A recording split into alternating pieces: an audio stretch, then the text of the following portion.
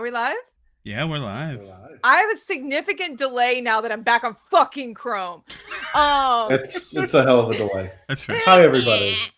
Hi, everybody. My name is Cass.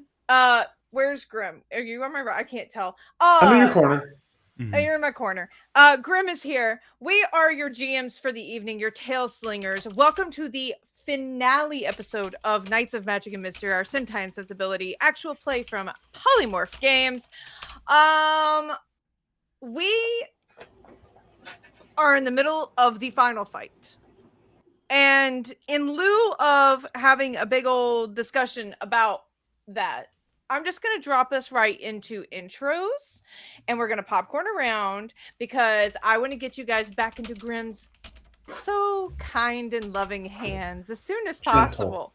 Gentle hands. Gentle hands. Before Grim has to mute himself so that he can scream at the screen and not like make me go what. Anyway, so let's see. Who do I want to start with? X. Hello, I'm Extel. My name is Extel. Pronouns are he, him, as are my characters. Jax, the Fae LaFae, or the half Fae LaFae now. Welcome down LaFae, this one is.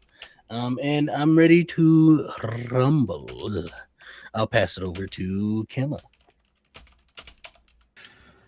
Hey everybody, it's your favorite Them Kim. I'm like all the other nerds you follow, except for the last episode this time. I am they, them. I play Ellis, who is he, them. And if you have any questions or concerns, I can't he them. Passing it on to Kay. Hi, I'm Kay. I'm playing Coraline Emberton. We're both she, her. And I'll pass it along to Lion. Hey, y'all, it's Drake Lionheart. Most people call me Lion. I use the he pronouns, and I am playing a Dom Levy who uses he, they pronouns. Okay. That is everybody. I ended our last episode for Table 2 with the rise of a dead god being piloted by Aoife Fitzroy as her revenant undead machina of a sort. And as Baylor's body is rising above the forest, solidifying from the shadows as it sucks the souls out of all of those poor, undeveloped shadlings you left behind in London and around the kingdom. The four of you stand by a cracked stone table looking up.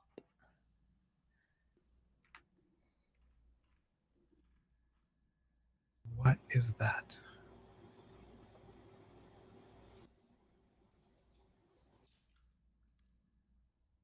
Nothing good. Would I know? Would I know? You would roughly know what Baylor looked like, yeah. Yeah, if I'm not mistaken, it seems like it might be a Baylor. Dead god and all that good stuff. A god? Yeah. Well, that's not great. There's a lot of them. You met a few already, haven't you? I'm not entirely sure. Well, they must not be as into y'all's team as they was mine, but that's fine. All right. I guess we gotta fight it. You have a problem. Let's not waste time. Are we not supposed to look for... There were things that we were searching for, were there not? Yes, though I am struggling to figure out how. And then I'm going to look back, because I do remember one of the last things that happened is our favorite, in quotations, wizard had been cackling about a plan. And so that's where my focus is going. That's been a minute. I forget what I told you. I'm gonna be so real. It was. I want Oh, I'm sorry. Go ahead. I want to say I told you to think real hard about it and summon them.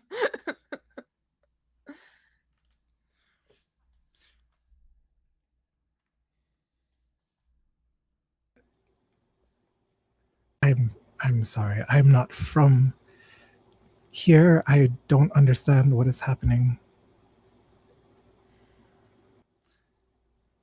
I think by this point you should already know. None of us truly do. We just do the best with what's in front of us. Or I suppose in this instance, with what we know we need in front of us.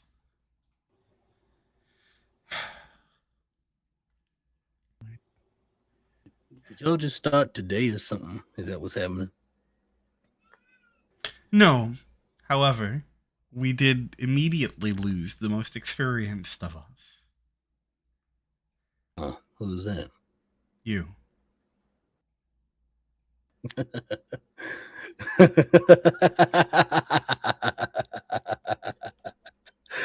Right. Merlin? I'm gonna burn one of my juice. We that hate was those. so kindly given to me. I need everybody to make footwork rolls for me at disadvantage. Skippy. At disadvantage, you said. You were Disadvantage. Ooh. Fuck you. What the fuck? Let's go. I just got 2 7s, so Oh. that's Oh, that's good. That's a big Less- failure for less me good. too. Yeah. All right, failure for you too, X. Okay. Yep. All right. This is narratively appropriate. Adam, Mm-hmm. how do you manage to dodge the giant hand that slams down next to your head? I think it is a matter of planting part of the like spearhead down and thrusting myself off so that I go up at an angle through the fingers. Yep, right through the fingies. How do you manage to dodge this giant hand? I think that she takes her gigantic fan and uses it to push down, and from it emits a bunch of flame, which she uses to propel herself into a huge backflip out of the way. Beautiful. So the two of you zoom out. Jax LaFay. Which finger do you want to be crushed by? Your thumb. Okay. The thumb of Baylor presses you deep into the dirt. Ellis. Yeah. Take a fingy. You know what? It's appropriate. Just give me that middle finger. You are also crushed into the dirt. And if I remember correctly, you were no longer transformed.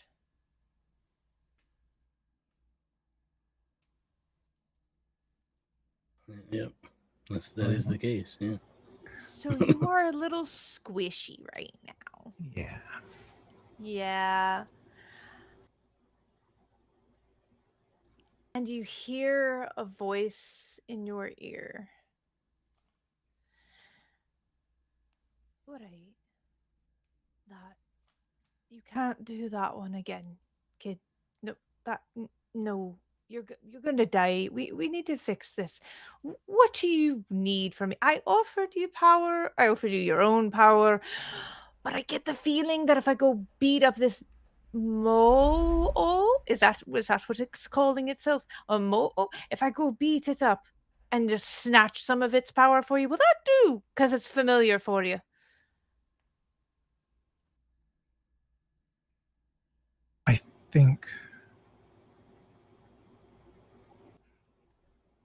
think I have an oath to fulfill.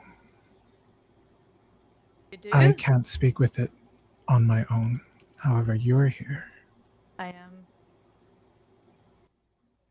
I think as a judge, it is my duty to bring justice here. If you would, I would like to have a chat between the three of us. Beautiful. You are pressed deep into the dirt under this hand, and you feel it start to close. And what should be claustrophobic becomes like liminal space, and you drop into a black void. And the ground below you is a mirrored surface.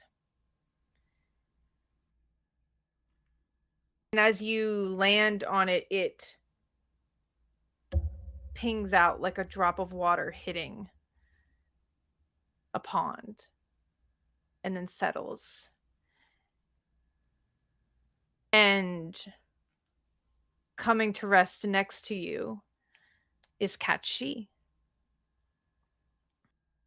All right, you big bastard, come on. We're gonna have a chat.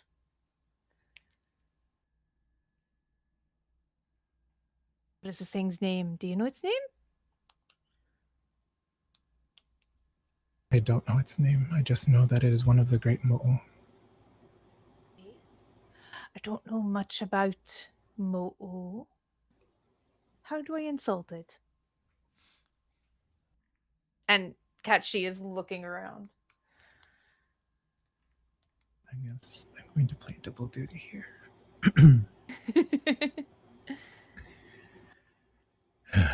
You called. Oh. What is this? How does the Mo'o manifest, do you think? In the mythology, it is purely described as essentially a giant lizard with black scales. And I would imagine that when it comes out, it looks almost akin to one of those Japanese salamanders where it is a huge lizard that's crawling in through the darkness. Like a hellbender, salamander. We have those here. Well, the other end of my state. This great beast rises up from beneath you, and its mouth is filled with blue flame almost. And Katshi just like posts up next to you and like elbows you. Uh-oh. We had a contract and I have failed to uphold it. You withheld your power. Unfortunately, I found a different source. That you have. Not very law-abiding for a judge. Those always up for interpretation. Give the kid the power back. We'll renegotiate. What is there to negotiate? I want my power back. And the dragon is right there. Wait, the dragon being Jax. Yes. I'm sure you're aware of your history, but what do you know of ours? Not much, going to be perfectly honest. Years ago, few hundreds, some of your historians came to my kingdom, claiming to want to know our stories for posterity's sake. However, when my stories spread, there was no mention of the name Mo'o. My power was spread, but by the name Dragon.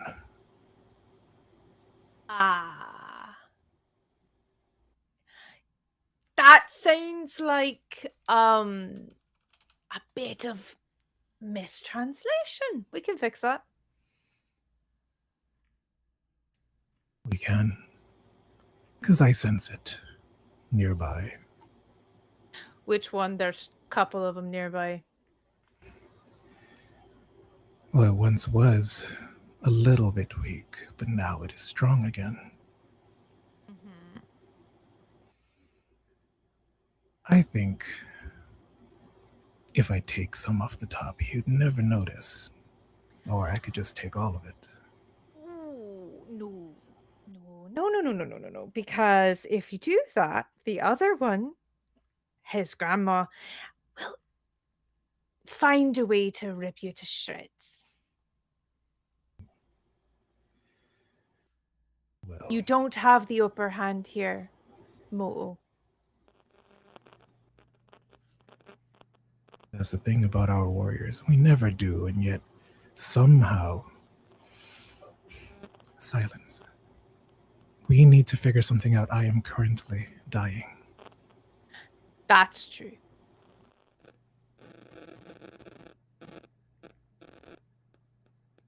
I made a promise to you that you'd get your power back from whatever dragon has it. And I think there's a way, now that I have clarity. As a judge, I allowed my doubt to sit, and you took control for that. I forgot that a judge's right is to help the people and not to vie for power, not to uphold the title. Because someone who hides behind a title and claims law that doesn't help the people that law applies to is no judge, is no peacekeeper, and is indeed a monster. And so that I will help you regain your power. And it starts here. The power was dispersed through stories, and we'll make a new one. A story where the Mo'o helps. Your name was legendary in our kingdom. Imagine how much more it can be if we use your name again to the aid of someone else's. And if I might, Mo'o, dragons are a dime a dozen. We don't have many of you. So I want to be an ally instead of an enemy.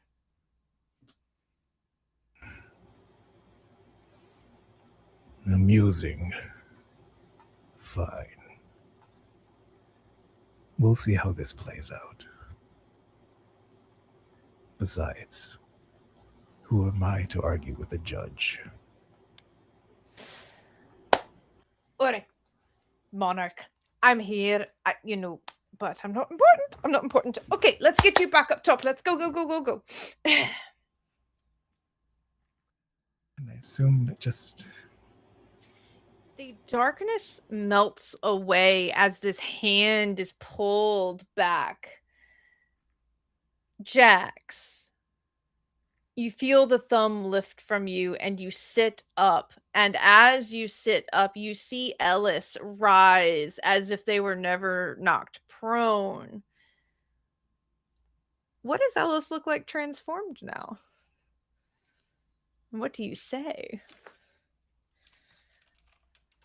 so. In the past transformation, it was the yellow suit, the Ikaika warrior helmet with a sort of cat sheath half cape or a half sash. With this added bonus, there's now kind of a separation. A sort of two cat claws creating a cape, and the Mo'o creating a black sash now over the middle. Love it.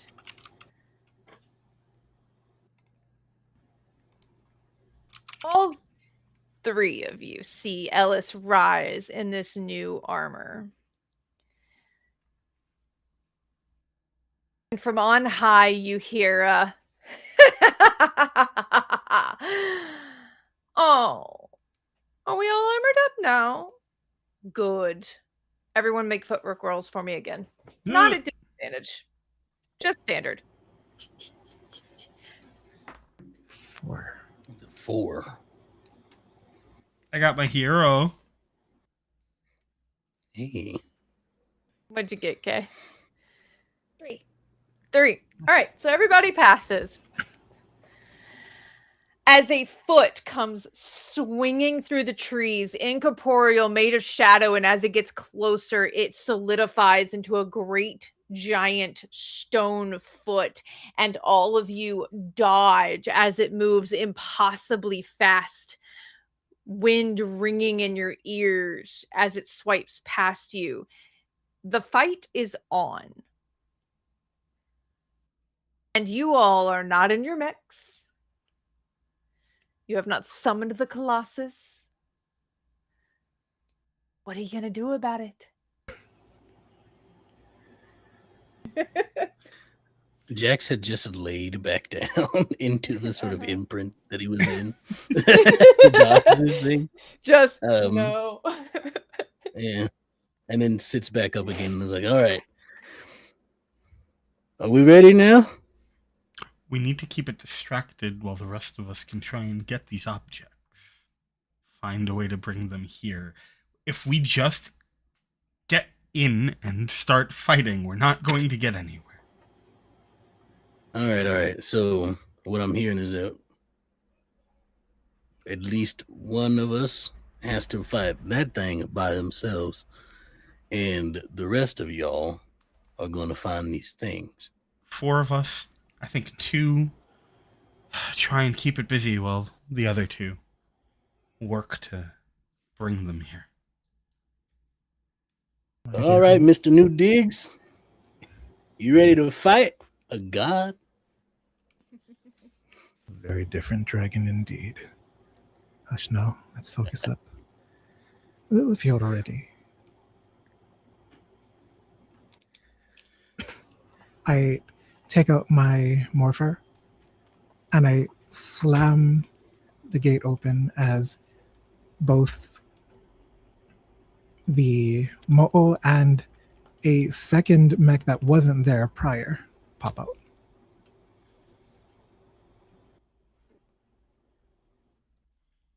So it's a giant lizard, black scales with a yellow stripe going down the middle. Perched on top of its shoulders or on its back is a cat-like mech that's wearing a cape with 3 points and bells at each end. I love it so much. That's nice. How far into the future do you say we are? 80-something years. Hopefully I she's have not the too timing mad right. at me. And I'll put my hand to the ground and say, all right, old girl, will you listen to me again? And I'll reach out for Leviathan. Hell yeah. What does Leviathan look like 80 years in the future? I think coming from the ocean, so far off into the distance, you all see a towerless, lengthy, eel-like creature, a sea dragon mostly, but she used to be bright, like ocean blue, and pristine scales that were sort of iridescent. Now she's covered in like moss and having been laying there sort of dormant for 80 years, and she shoots out from the ocean and sort of lands around Jax, wrapping around almost like a python wrapping around their prey. And he puts a hand on top of her and he shoots up onto the top and he stands on her head. And I feel like she looks irritated, but also a little happy that I'm back. That's my feeling. That's the way I describe her. And as he sort of like pats her head, she'll shake and all the moss will fall off and she'll be back to her pristine self.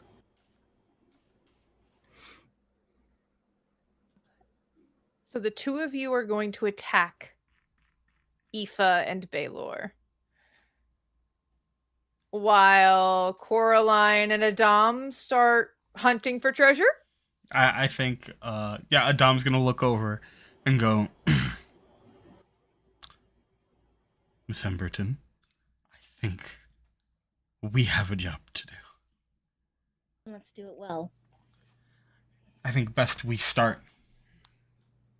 We have some allies to dig up, or at least some of their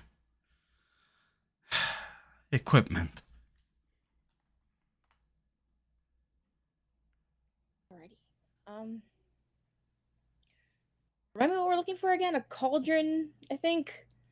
We're looking for a cauldron, a sword, a spear, and the Stone of Fall. But we already got the spear. We did get the spear. We got the spear last We did. episode. Yes. So the sword and the stone and the cauldron. Cauldron. Yes. Yeah. The Stone of Fail, the Sword of Nuada, the Cauldron of the Dagda. And Nuada is currently.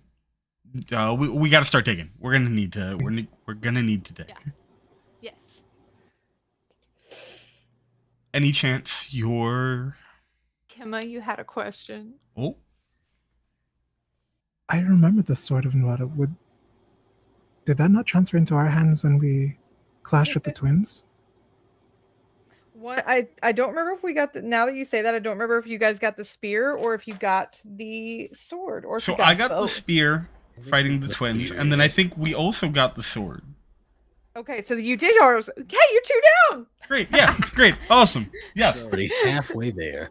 We're here. Don't worry. It's Living on fine. a prayer. We exist. It hasn't been a sometimes. month. Look, right? So you will have to figure out how to summon the Stone of Fail from its location in Ireland and the Cauldron of the Dagda, which is also not here. Somewhere. Everything's fine. Lion. Adam would also know that the Stone of Fail is in the city of Felius. Okay. So Here's the hint. it What is is near that? the hill of Tara in the County Meath. So a short hop away across the Irish Sea. Okay. Yeah. I still no idea, but I don't need. No one knows where the doctor keeps his cauldron. Yep. With good reason. Miss Emberton, I do not know anyone among us who has more sheer willpower, often to my own detriment, than you. And armed with, well, I can't imagine anyone else who might be able to do the impossible here, and it is exactly what we need. Are you asking me to, through sheer force of will, summon items from across the world?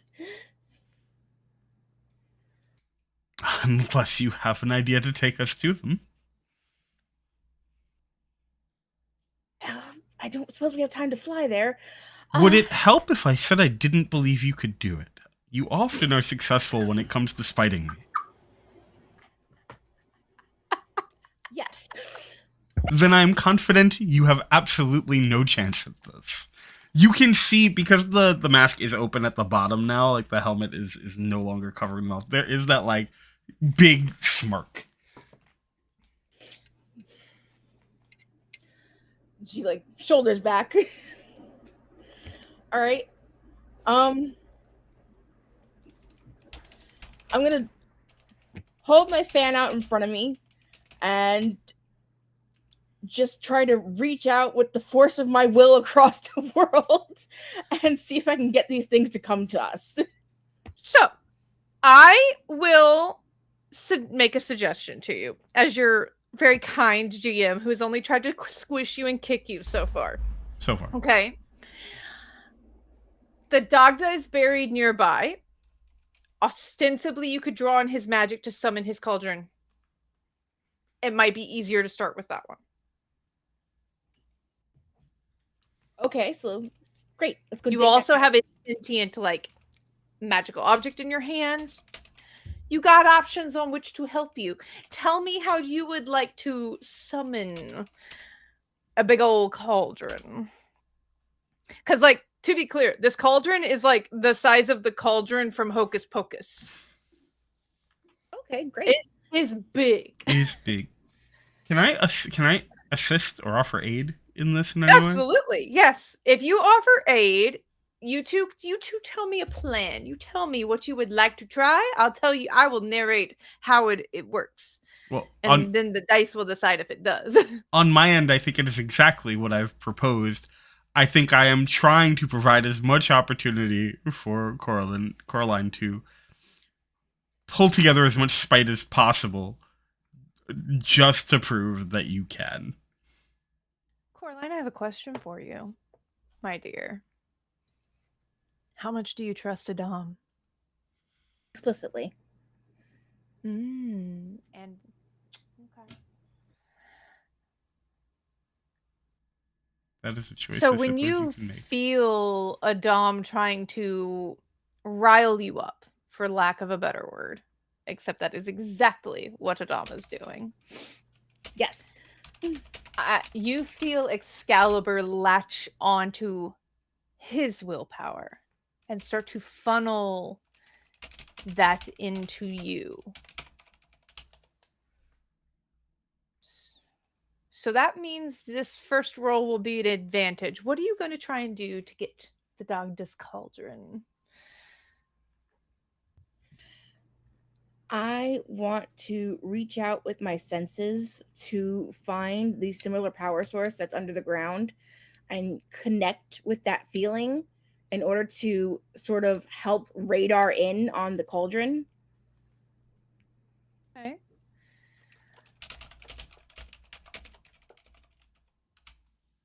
Vigor roll with advantage to start. I literally can't hit vigor. Sure, My you can dice is a with your D4. hero. Yes, you can with your hero. Oh yeah, that's fair. All right. You have a 1 in 4 chance of doing that. You got this. And it's an advantage, so you get to roll twice, and only one of them has to hit. On my first roll. It literally fell out of my hand and hit the table, and I was like, well, I guess that was my roll. And I looked down and I'm like, okay. Let's go. Sorry, I'm answering a question. Okay. You feel Excalibur in the form of your fan whip out. And all of you can see a little tendril of magic start to connect to where the Dagda is buried under the ground, surrounding this circle of trees. And you feel a connection to another powerful magical object, and you feel it jerk towards you. We're going to come back to you. Jax, Ellis, what are you doing to the big bitch? The Mo has the tongue basically shot out and wrapped around the neck, trying to pull it back down into a prone position. Okay, I will call that a dueling roll. Let's call that a dueling roll. Okay. 8. Jax, 8. That's your hero, right? I think so. I If I'm believe rolling that the is right your dice hero. this time. If you're a star, yeah, that is then the yeah, hero, it yes. is. Okay. Jax, how are you assisting Ellis in this endeavor? Sorry, what was the description? I got lost by JT claiming not to be a musical theater kid. Biggest lie JT has ever told in their life. Yeah, I was getting ready to be like liar in the chat. That's why I missed. So what was the action being taken here? Such a fucking liar.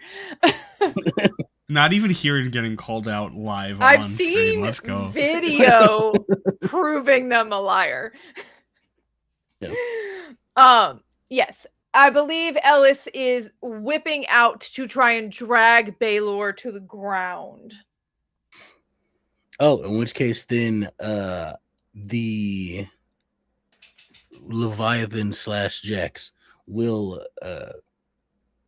sort of coil, jump and the tail will flick out to sort of at the head to sort of like help the momentum of like top going down, bottom coming out, type of vibe.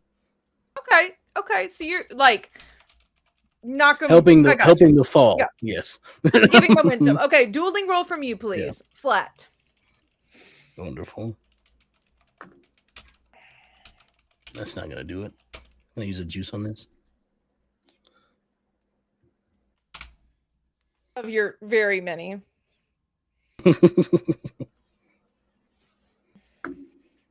Well, it's the same number it was meant to be. It was a 2. Okay. So it's okay. It balances out with Ellis, with Kemma hitting their hero. So, Ellis, you manage to yank. And Jax, you go to like knock the knees out from under them so that Baylor will come crashing down. You get kneed and kicked off into the trees. You're fine. Ellis, you do feel this extra boost, and you hear Katchi in your ear go, "That's right," and you feel this extra boost and just drag Baylor down. They don't like the Machina does not come down completely, but it does stumble forward. We're gonna cut back over to Coraline and Adam. Coraline, make a dueling roll for me this time. Are you still assisting Adam? Yes. What do you say to Coraline to rile her up? I think in this moment, Adam is sort of watching what's happening, and just after a moment begins sort of tapping their foot expectantly against the dirt, and goes, "Not to put any pressure on you, but it does seem as though our friends' lives are in mortal danger. If perhaps you could speed things along just a touch, I feel they would deeply appreciate it. If possible, of course. If this is the extent of your capabilities, I apologize for the interruption." All right, Coraline. Roll with advantage. Dueling.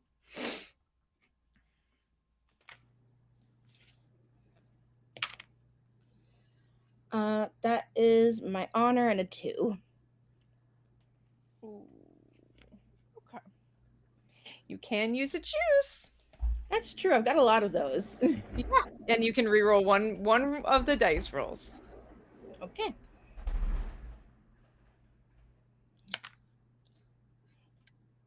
Is a 4. This is why picking Coraline for this was the best decision. You hit your hero one more time, my friend. So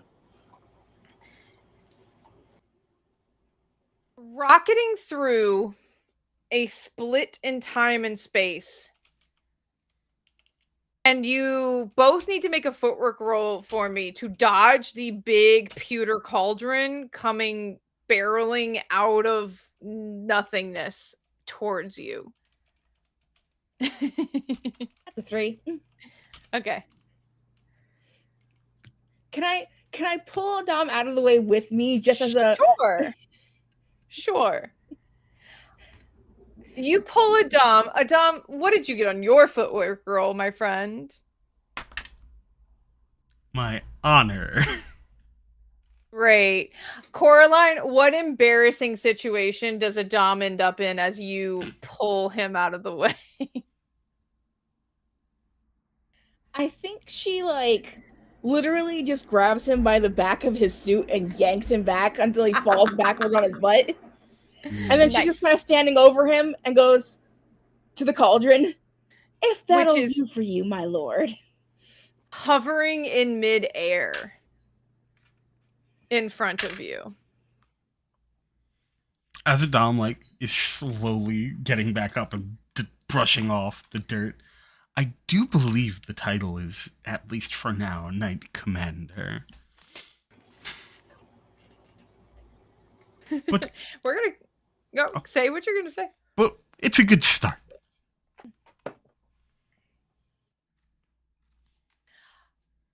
Ellis, Jax, Baylor swings a fist at you, Ellis, and Jax, you feel shadows in the trees start to yank you back towards this revenant. What do you do?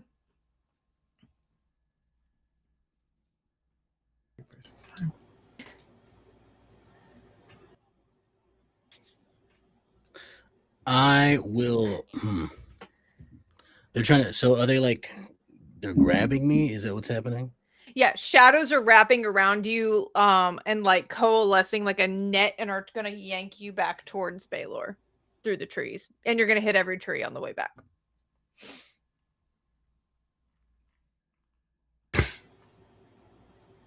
Unless you do something about it. I'm gonna grab one. I'm gonna let it happen. I'm gonna grab one on the way. Oh, and a use whole it as tree? a spear as it pulls me to. Very nice. Yeah. Okay, dueling roll from incredible. you. Dueling roll from you, Ellis. You see Jax being yanked by a net of shadows, holding a tree, like a spear or a lance, ready to just stab it into Baylor's midsection as he is ripped back into the fight. What do you do as you are winning so far? You've done nothing but Let's go full Deno on this. yeah.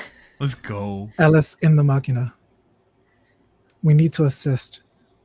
I'm kind of busy here. All right, let's see what I got. And the Kate Shi Machina is going to run up the back of the Mo'o, up the tongue, and go for the face to try to like blind or kind of Claw the distract. eyes. Yeah. Dueling roll from you. 6. Okay, both of you pass. Hey. Good job. One. 2 hussars. Yes. So, Jax, you manage to stab this tree into the midsection of this revenant dead god because it is too busy using its other hand to swat at this mech as it is scratching out its eyes. What do either of you say anything to Aoife as she is literally like screaming and the ringing? I'm not gonna scream into the mic. I can. I don't want to kill everyone because I'm very loud. Also my neighbor's house is right there and I can see my neighbor's husband smoking. He would be concerned for me. So she is screaming in delighted rage, like she's having a great time. Because she thinks that Baylor can't be killed because she did it once before and she hasn't seen the cauldron yet because of the aforementioned blinding. Jax will just say, "Hey, Aoife, you ready to see your mother again?" Damn, I'm gonna add another success for emotional damage. Let's go. I am gonna then burn one of my juice, which was returned to 5 earlier. Thank you. I am gonna burn back down to 4. Don't worry about refilling me. And I am going to have both of you, before we cut back to Coraline and Adam, make footwork or vigor rolls for me as a noxious cloud of shadow erupts off of this dead god. I'm going with vigor before I even roll. It's gonna be the vibe. I'm swinging big here. Well, is this it? Is it disadvantage? You said? Did I say disadvantage? No, just roll it once. Yeah, just roll. Okay, I rolled 2. I'll roll again. Yeah. I could have swore you said disadvantage. I don't know. You know, words come out of my mouth and I immediately forget them. A 3. That's my hero. No, that's my hero. Oh, you got your hero. Okay. Yeah, I get an 8. Kemma. See, my first instinct was to go for vigor, and I rolled for vigor, and I got a 1 instead. I should have went for the other thing. That's okay, because that is still your honor, so you're not dead and you're not out of the fight. I forgot to have those of you who failed rolls earlier to roll me marks of peril. We will keep track of that later. Cute. We'll keep track of that starting now. Don't worry about it. It's the finale. I don't care. So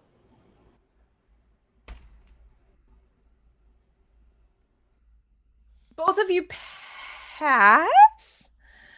Jax, how do you keep Ellis from being utterly destroyed by this gas? That's what happens here. You do so well avoiding this that you are managed to snatch Ellis away from this cloud of poisonous fumes as it erupts off of this body. I think, if I may do this, but you can stop me if this is meant to be like a sitting cloud. But I think because it's a vigor, I think instinctively he inhales it all in, but burns it on the way down with like the fire breath to keep from like inhaling it. Nope, I support this. I support this. You absolutely can do this. You literally just suck it all in. And as you do that, we rocket back down to Adam and Coraline. You've got the sword. You've got the spear. You've managed to snag the cauldron. But the most difficult of all is the Stone of Fail. Because the stone is the Stone of Kings in Ireland. And you have to summon something that has crowned every king, both Fae and mortal, every high king, every vassal king in Ireland for millennia. Luckily for you, you have a bunch of the Irish kings buried in the dirt around you.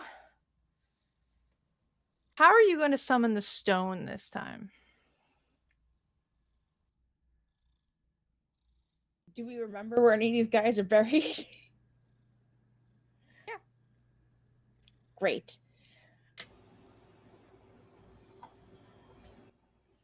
I'm gonna look at Dom and be like, I think we need to unbury some people or we're not gonna be able to do this. It's not a bad idea. I suppose then that's what we'll do. Somehow. Can I convince Excalibur to become a shovel? Excalibur is fully within your power. Excalibur is what you want it to be. Can I make it the most awesome shovel that ever shoveled? The first industrial, So, let me be clear. You are asking Excalibur to become a shovel so that you can retrieve the kings of Ireland beneath your feet. Yep. The kings of Ireland beneath your feet are bound to a ritual that is powering Baelor. Excalibur encounters a problem. However, Excalibur has connected to Dagda already. Excalibur can connect to the rest of them. So instead of becoming a shovel, how would you like Excalibur to connect? Because you're going to have to roll for it.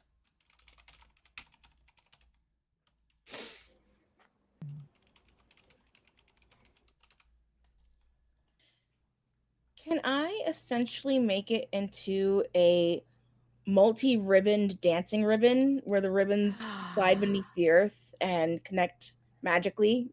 You can indeed.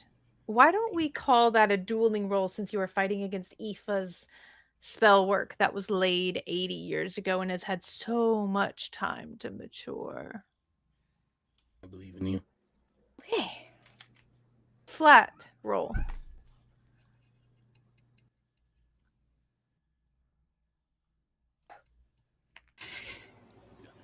Can I use a juice? Yes, you can. Keep track of how many you've got left. Frick. New dice. Four dice don't exist. Story of my life. Floor dice and the dice that the cats steal when I'm not in my office. Mm-hmm. Do I re-roll that or does the floor dice count? Yes, re-roll that.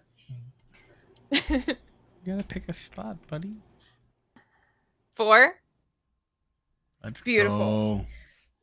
You connect to the Dagda, you connect to Katshi, a ribbon flying off into the air towards Ellis. You connect to Nuada, you connect to Lu, you connect to all of these ancient kings buried beneath your feet.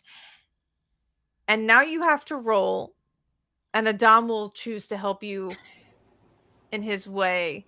And you get the feeling that spite is not the answer this time, because the Stone of Failed will not answer to spite. Sure. Will not answer to pure willpower. It answers to who you are at heart. So Adam can help you.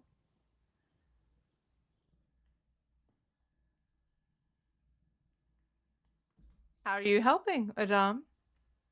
What do you have to say to Coraline as she begins to summon the Stone of Fail?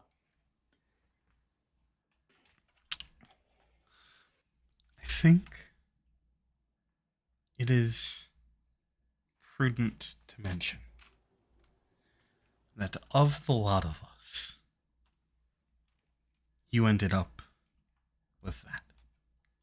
You have been, in one way or another, the most integral part of what we have worked to accomplish now. Perhaps not always the loudest, but certainly the most driven, if for no other reason than by the needs of circumstance that surrounded your arrival on this team. I think it would be foolish to assume that Excalibur would have made a mistake here. So now, I think the only thing left is for you to acknowledge that Excalibur did not make a mistake here. As I have.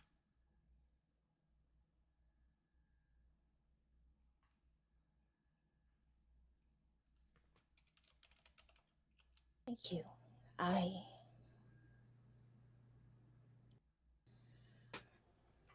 will always try to be worthy. Coraline, your emotions in this moment, does one of those ribbons reach out and wrap around Adam in any way?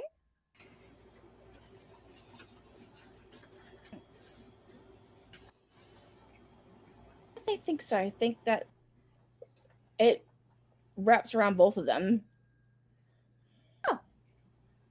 To pull them together at all? Like, Yes. I'm just personal question for I ship me. it. Like, I've been shipped. I mean, I think it comes and sort of wraps around their waists and kind of pulls them slowly together.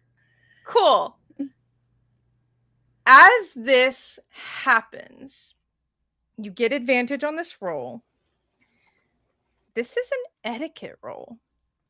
Ooh, I'm very good at You that. are convincing a stone that has been at the foot of every king to heed your call and leave its place. So roll etiquette with advantage for me. You can't fail this. Like, I genuinely. It's a 3. That's a 3. That's all you needed. The first was a 1, and I was like, no. You feel a similar tug like you did with the cauldron, but it doesn't fight you, because the stone doesn't belong to a single entity like the other 3 treasures. The stone belongs to Ireland.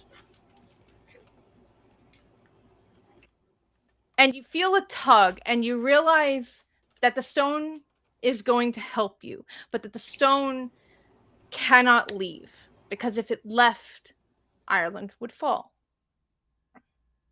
It is the anchor point for all the kingdoms. But it does break off a piece of itself, and you see a portal begin to open, much like with the cauldron.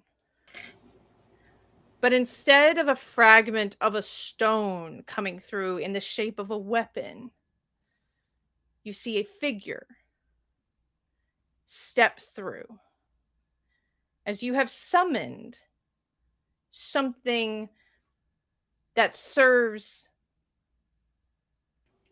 the kingdoms of Ireland, that serves justice. And I think most importantly in this case, serves revenge. JT, what does Carlisle look like in this moment? Eh?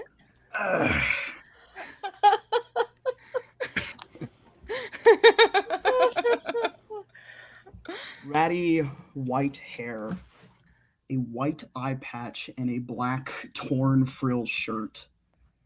Sunken singular eye that is glossed over in its entirety, and a pistol at their hip.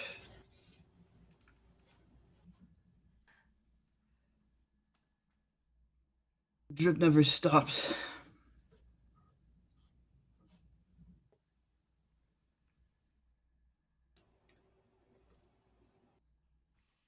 Coraline kind of looks at Adam, looks back at Carlisle, looks back at Adam. Yeah, I'm gonna ask, do I One recognize Carlisle?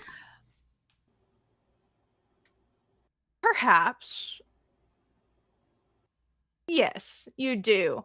More importantly, Carlisle heard everything said by Adam to Coraline and sees them now standing wrapped in these ribbons as a battle rages above them.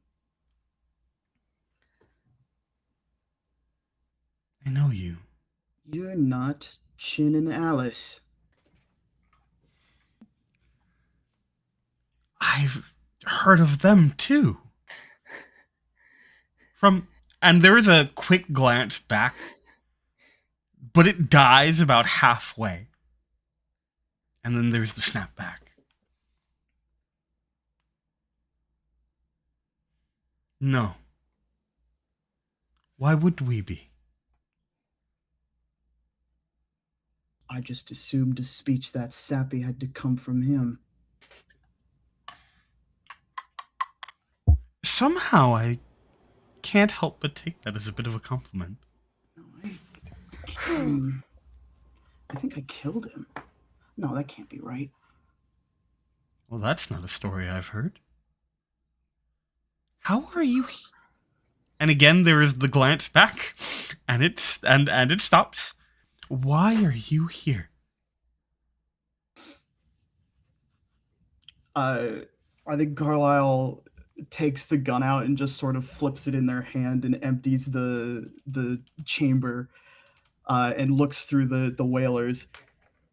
Let's see. I've still got his. Oh.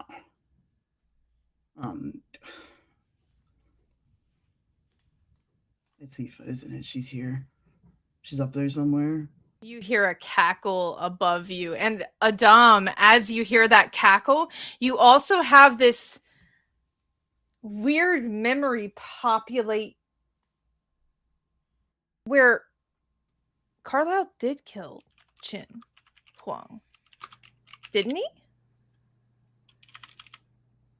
Alice only died a year or so ago, but Chin Huang died from a stray bullet, and it was a magical one, and it had his an incorrect name on it, but that the two versions are warring in your mind of what you do remember in this new memory. And as you hear the cackle above you, Carlisle, you look up, and standing atop Baylor's head as she swipes at these two machina, one of which is familiar to you. You recognize Aoife Fitzroy. Is that Jax? It is, yes. And very quickly, Adam is going to look over at Coraline and go, "This is Carlisle. I apologize. I don't remember the rest." Carlisle Victoria. I'm the banshee that killed the Mad Queen. Or, slaughtered the Marlove Manor. Or, I take your pick. Everything's a little fuzzy. I'm not sure what is true anymore. I haven't been for a long time. But you're definitely not a rock. No, that's correct. Although, I did get called a rock once. Sort of in a boring, not fun to be around kind of way. That does scan with most of what I've heard. Do I Alice. need to Ooh, try hold again? on. No. Coraline, you are utterly certain that Excalibur connected you to exactly what you needed. Ellis and Jax, what are you doing? Has any well, before I say that, does anybody communicate to the two of them that you got what you needed?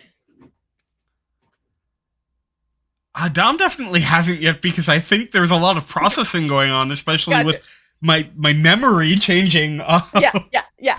Not yet. Too baffled. Yeah. Cool. One more round of fighting, guys. So, Jax, I think in a similar having fun with this battle kind of way, is sort of lost in the moment.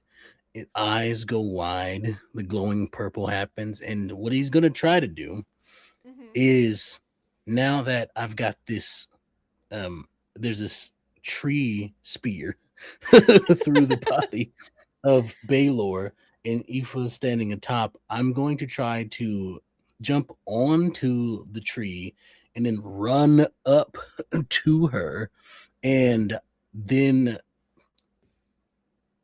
it's like a front flip, kind of like what is it called, a front handspring or something like that.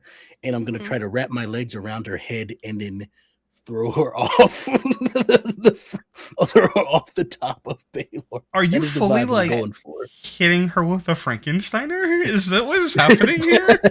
I don't know if that's what it's called, but there you go. So happy. That is what it feels like. That's what Battle Hungry Jax is wanting to do right now. Okay. So here's what's going to happen here. Because you described something very intricate, I need a footwork roll, and then I need a dueling roll. Wonderful. You gave me 2 steps, so you have 2 rolls. Can I juice one of them? You can juice whatever you want during this fight. You can just only... Wonderful. We'll do a different die for this. Well, that's a 1 for the footwork. Okay. Okay, 1 for the footwork. Roll the dueling at disadvantage because she sees you coming now. Okay. It's double 7s. Fuck me, I guess. Okay. So you go to launch off this tree and it cracks and splinters underneath you. And so you don't get quite what you need. And she turns to rain magic down upon you and simultaneously swing Baylor's fist at you to try and knock you off. You kick her off the top of, or swing her off the top of Baylor's head. Baylor's got a full head of hair, so she doesn't go flying. She catches herself. But Ellis, what do you do in this moment, seeing her lose her footing and go flying off the top of his head? Once again, like this 3-way conversation with itself. So that's how he uses my power. Hush, remember the deal we made. Petty thing, isn't he? And I have them all sort of like sweep the leg on this. Sweet. Dueling. Okay. I'll give you advantage because Aoife's not in a position to immediately pay attention. Thank you, because that was a 2. 6. You know, we'll take that success. Okay, so you sweep one of the legs out from under, and Baylor is just ragdolling while Aoife doesn't have full control. And both of you can look down in that moment and see a new person is standing there with Adam and Coraline. Jax, you know who that is. Is this someone we should know? I have no idea. I know that one, I think. The Banshee is into the fray. Have y'all figured it out yet?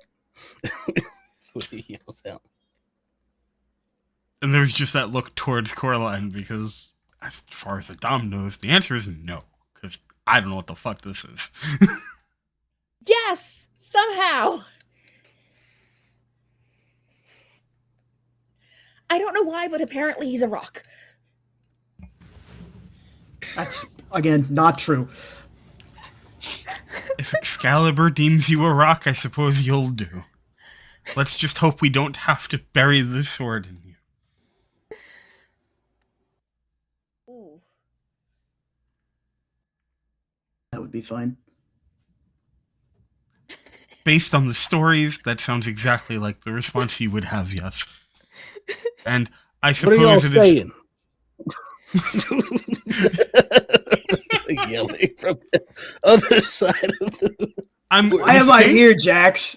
Adam is straight up gonna go follow that question up with Carlisle's being sad again. Stop being sad. It's been 80 years. I don't know how many years it's been. What a glimpse into the past. I'm burning another one of my juice. Oh no. Yeah. Baylor stops ragdolling and goes rigid, which was a choice. I said it. I believe in you. Unbelievable. Rigor mortis. And disappears into the shadows of the trees.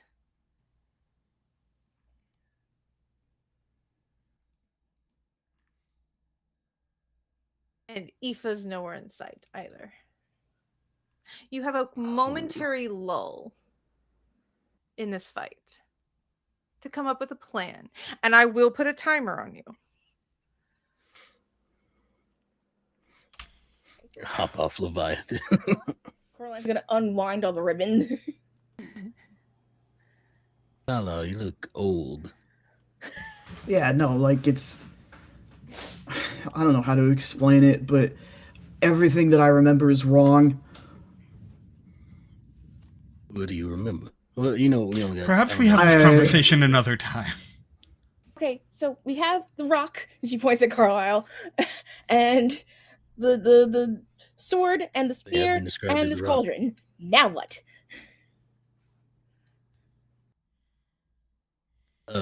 Do we just kill her with them? Assuming he is still around, Adam is again going to look towards where Merlin last was. Because this is kind of as far as we were pushed.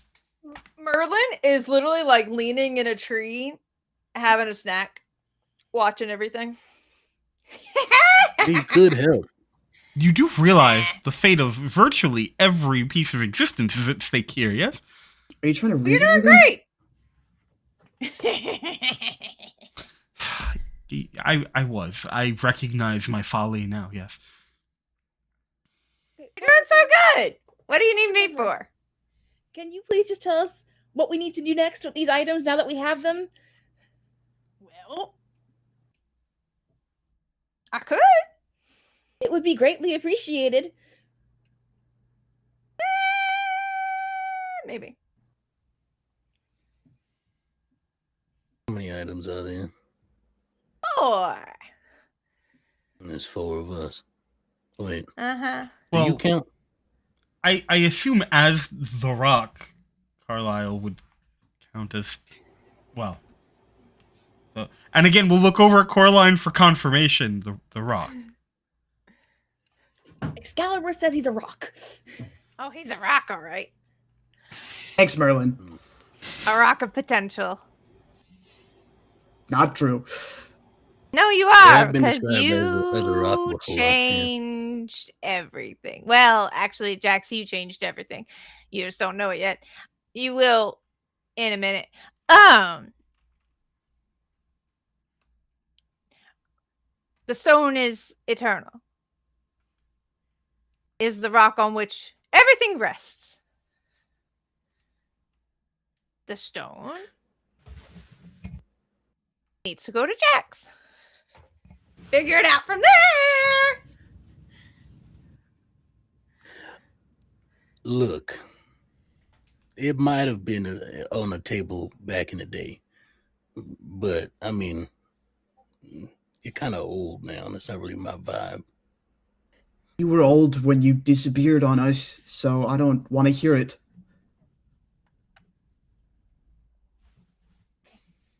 We really don't have time to argue about who is and who is not old. Do we just throw this man on Jax's back like a rucksack, or what do we do here? Carlisle, you are in one way or another the stone. Do you have any insight you can offer? What do the other items do? There's a spear, there's a sword, and there's a cauldron. So I Do they guess have properties? Do they have symbolism? Cauldron of Dagda, Wonderful. spear of who? Sword of Nawada? Fear of Lu. Blue, yeah. Lu. Lu is the original one who I remember slayed Baylor, well, who slayed Baylor the first time and locked him away.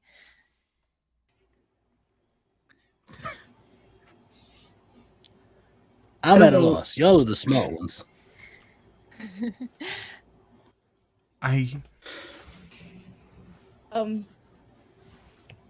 I'm right here if you want to ask me questions above table. Oh, sure.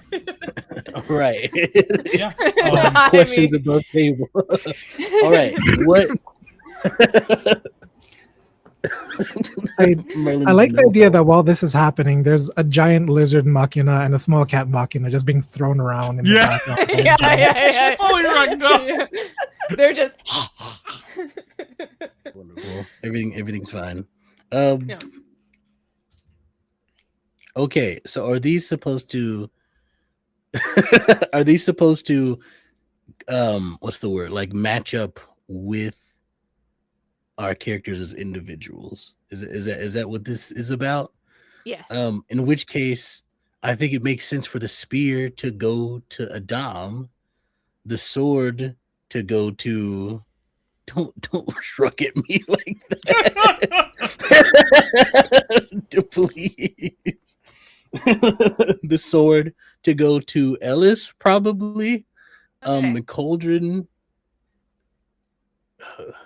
I guess if I have to take Carlisle backpack. You don't have to sound so upset about it. It's a gift. The spear originally slayed Baylor. Mm-hmm. The sword is incredibly powerful, but is like an incredibly powerful weapon that has been wielded by many, not just Nuada. The stone is the eternal seat of kings, and it is memory, it is power, it is time itself, which young Jax has fucked with a little bit, even though old Jax hasn't made that decision all the way yet. The cauldron, you can never run out of whatever you ask the cauldron to make.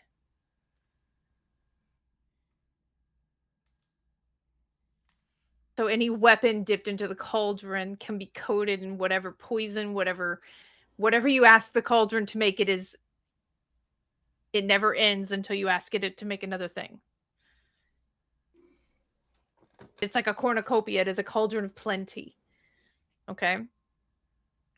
So, if Coraline gets the cauldron, Ellis gets the sword, Adam the spear, Jax the stone, what do you do with that information? Because Adam will be able to tell you all this. I will for sure relay all of that. Wonderful.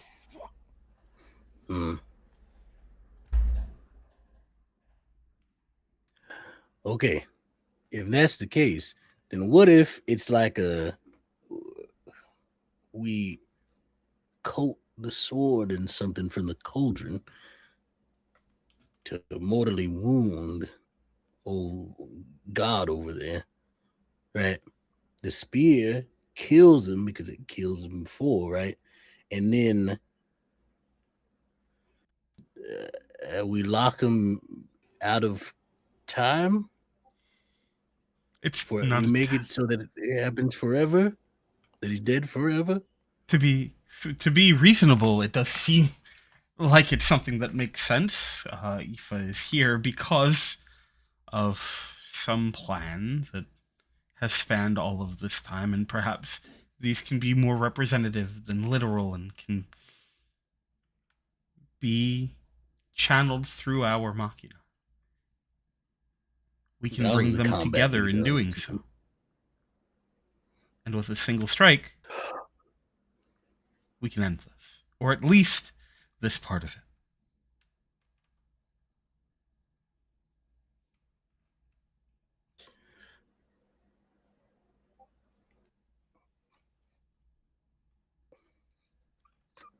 Although I am quite amused at the idea of you wielding facial Carlisle. journey you just went on, X. It's just so fucking funny. Jax turns to Carlisle and is like,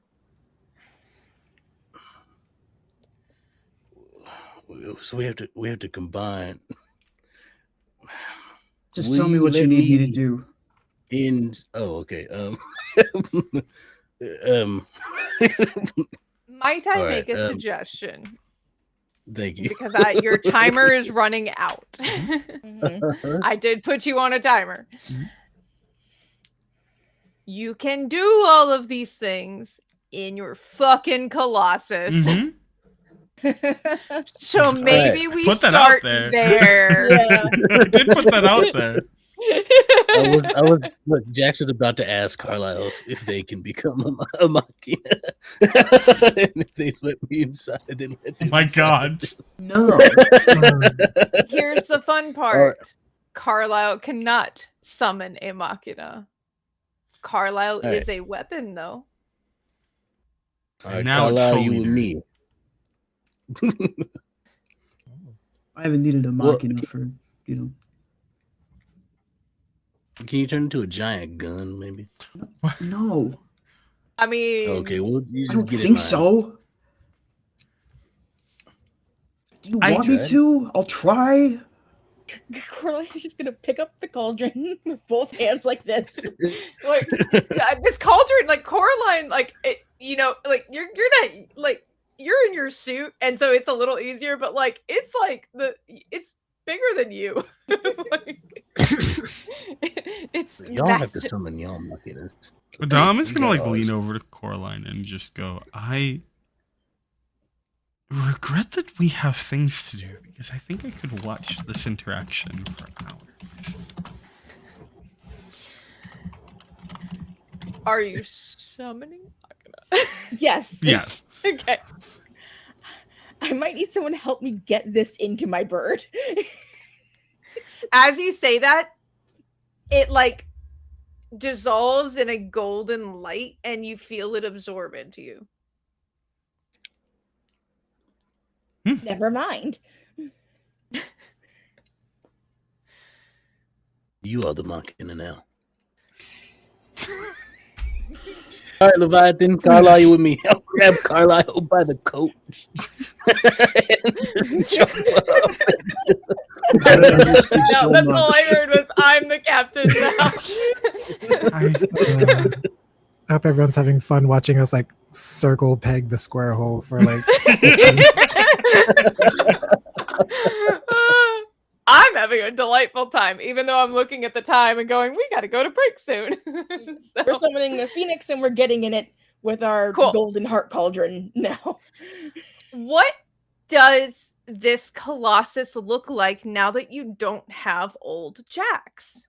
And you do have potential Carlisle gun. We have an expert for that. Hey everybody, it's your favorite Them Kim, also known as Tokusatsu Professor Kim. Yes. Anybody ever study Super Sentai mech design? Because I did for the last 5 weeks. And did I do a good job? Who knows? Does it come out to proportions? Oh, but here we go. So, starting with the Ra'im. I realize I can't see. So design, it makes sense. Adam was the only one who's supposed to be a knight. So the Raim not only is the Raim, but it has armor plating, which I didn't ink in, but here we go. So it comes in parts. The head comes off and turns into a God. I gotta figure out how to do this. Head comes off, turns into a sword. The legs fold up into these two shapes and go into each other to make a tower shield. And then the most complex part, the rest of the body. So these two parts fold outwards to become the legs, and then the tail end snaps onto the foot over there to create the bottom part of the legs. Next up, Leviathan. Don't laugh. There's only so many ways you can make a snake, essentially, into a machina. Oh, I love it. So Leviathan, it's going to fold in its fins to create a chest piece. It's going to fold its parts sort of slinky style into the chest and right arm. And as a flourish of detail, I have, can I see it? Yes. So there's the spade sign on the tail end for the armband. I love it. In I love addition to, I forgot to make the U in this one, or E, sorry. But these runes are actually not runes. It's just English for WED for walk 'em down. Yeah. Let's Yeah. go. Walk 'em down The the tail- day. The tail end comes off, revealing the right fist, and can also snap onto the Raim sword to become a Raim claymore. Hey. Hey. Now the bird. The bird, I had so much trouble figuring this one out. It's gonna be cursed, but you know what? It is what it is. So, where to start? There's a cannon on this thing because I needed weapon storage and I just had to. So, the wings come off. They can turn into a fan, two fans. The tail feathers come off, turns into a collar. The gun comes off, it splits into a jester's hat, and then the face is actually underneath the phoenix's head. It snaps onto the body, and when it does, it'll be the head, back piece cape, and the two sort of like side capes. Yes. The mo'o, along with Kate Shi. It's a simple arm. The tail snaps off to become a handle. The mo'o basically just curls its legs in, so does Kate Shi. It stretches out to become an arm. Kate Sheath locks into the top of the mo'o. The cape that Kate Sheath is wearing, the three points and the bells, opens up to create a crown pauldron. And when they're all together, it kind of looks something like this. Fucking Yeah, let's go. Hell yeah. So cool. Now, So JT, cool. I have a Busy. very, very serious question for you. Oh god. Do you think Carlisle can become Gun? Whatever we need it to be, man. The only rule is that whoever fires has to believe in their heart of hearts that this thing should die. That's the rule. That's the I'll rule. be a gun. I'll be Carlisle gun. You think I won't? Carlisle, as all of you summon in Gunlisle. and draw up into the Colossus, Carlisle is on the back of Leviathan as you are morphing into this giant machina. And Jax, you feel them start to dissipate, and then you feel the Carlisle's gun in your hand, and then as Leviathan shifts into the Colossus, you feel that arm retain a gun that becomes proportionate to the machina.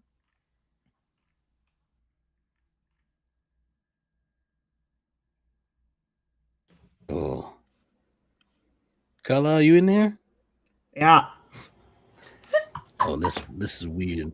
Again, just to like be as completely clear to all of you as possible, Whoever pulls the trigger has to believe that that thing should be dead. Duly My powers noted. rely on intention.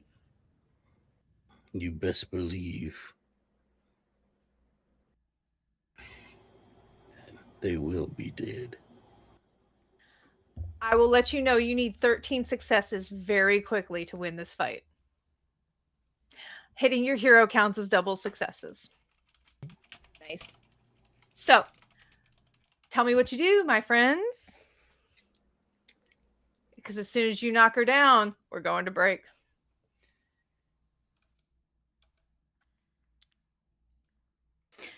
I'll start, I guess. Go for it.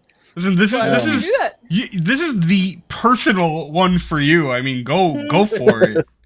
So I guess immediately I raise Gunlyle. Now, to be And- clear, before you do that, Hmm? Baylor's gone. Remember, Baylor disappeared into shadow, and so did Oh, yeah. Aoife. So you gotta find her. Hmm.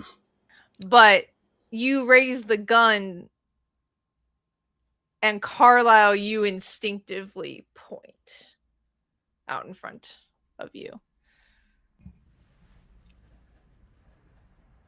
Your bullets will fly true. Just intend what you want. Oh, yeah. First comes the dead god. And yeah, with all my being, I need Baylor to die. I want Baylor to die. Baylor is going to die. Dueling, Now, please. shoot. That's a 6. Carlisle, describe this bullet leaving and finding the shadowy entity that is Baylor. I think, given the nature that Baylor is in right now and the nature of Carlisle's powers, it is not a solid bullet, but a streak of light that shoots out of the cannon and rips all of the shadow out of the forest. That shadow rips out of the forest, and you hear Aoife shriek. And it's like a tornado forms and swirls around all of you as this shadow, as it tries to coalesce and coalesce and coalesce, and it appears on your right in form of Baylor. Aoife once again standing atop his head, sword drawn. Who's up next? Can I try to quickly maneuver the Colossus? I want to sort of do a sort of confusing footwork, like dance pattern around it. Okay. To sort of fake out which way we're going so we can get behind it. Footwork roll, please. 3. Okay. Footwork succeeds. You start to dance around, bringing its attention left, right, circle around. Are you trying to flank it, or what are you trying to do? What are you setting up for your other teammates? I'm trying to sort of get it dizzy as it keeps trying to keep up with us as we go around it. It's been okay. You are dancing around it, dancing around it. It is tracking you. It is tracking you. Who's up next? Spear or sword? If I may, I think that I am trying to use this opportunity to convene with the spear itself, and am trying to find the best possible angle in this dance that we are in to fatally pierce and wound Baylor. Dueling. Yeah, we can do that. Huh. We're gonna use juice. Huh. That is my hero. Okay. Hey. Okay.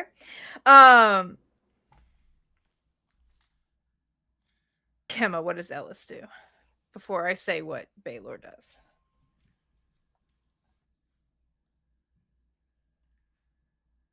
Could I essentially aiding that once again using the Mo'o's tongue to like sort of grapple what we're looking at and pull it closer to us to help provide that sort of connection? Sure. Dueling as well. 7. Okay, you succeed. You pull forward as Adam spears it, and Coraline is dancing around you, and you see a bullet wound dripping from just above its heart, where it just missed. It hit, but it wasn't enough to kill it outright. The spear hits, and blood gushes out in shadowy droplets the size of a car out of its side. What are we doing?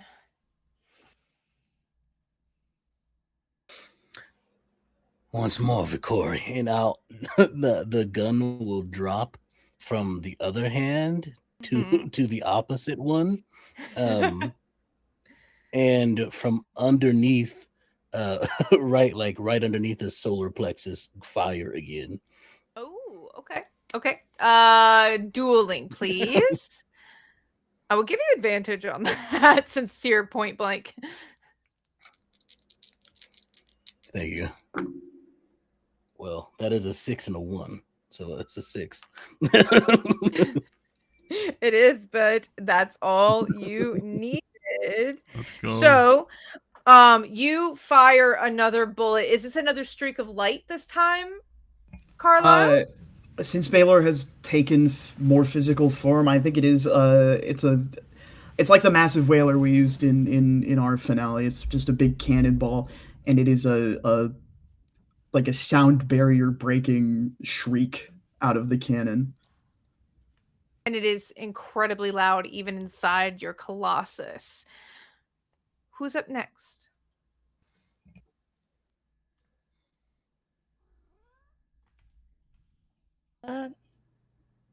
I think that for Coraline,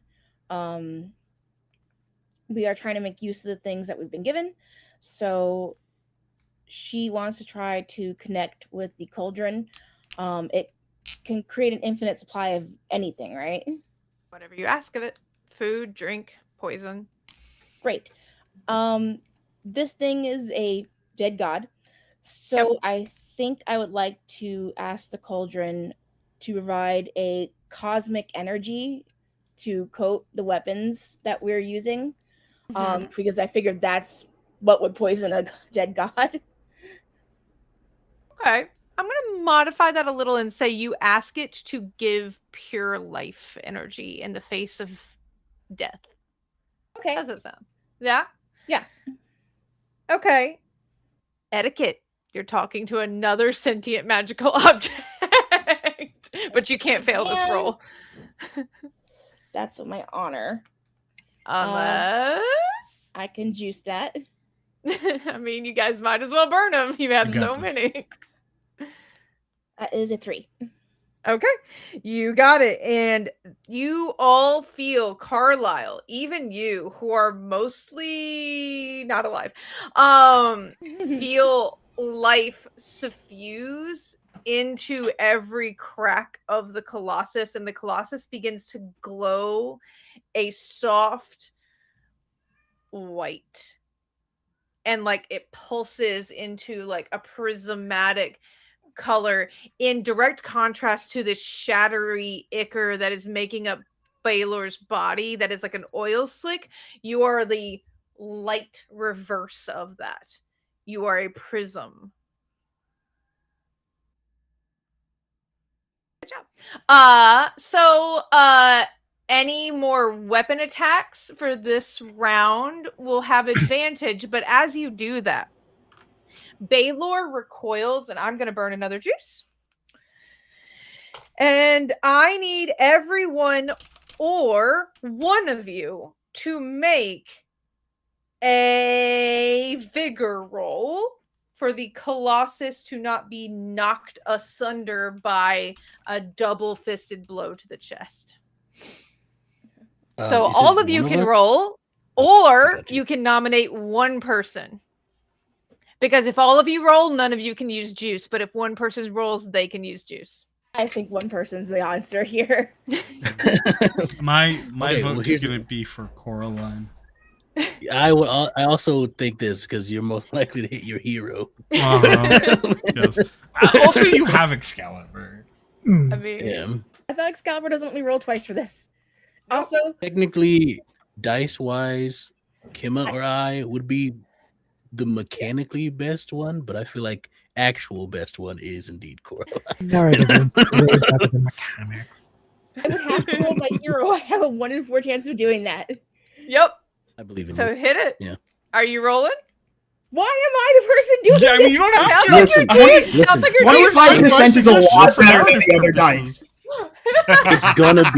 It's gonna be your hero. I'm calling it right now. It will be. I'm known for this. Trust. It's You got definitely going to be this. your It'll hero. be your hero. Doubt, Fine. but sure.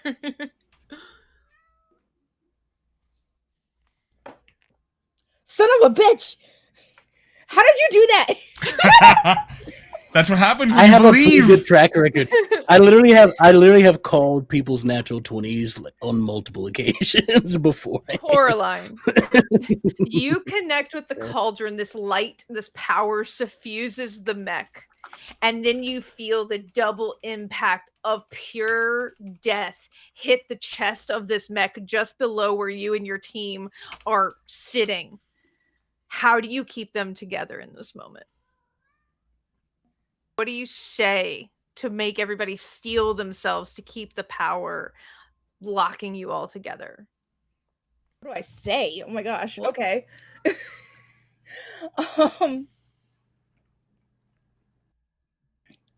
I don't know. I'm not a big speech person. It doesn't have to be a speech. It can be something that you do, but it's something that inspires your team to maintain a single form in the face of magic that is trying to separate you. Okay. I think we're gonna draw some inspiration from Sailor Moon then, and we're gonna have the sort of little cauldron sort of be in front of her chest, and it glows very brightly with this life essence that she's filled the mech with, and the joints of the mech sort of start to gleam and dazzle as she also holds Excalibur in one hand, and those ribbons come back out and sort of link everybody together. And she's like, everybody hold tight, spirits and minds, all together. I love it. Okay. Kemma, Lion, what do Ellis and Adam do now, knowing that any swing you take now will be done at advantage?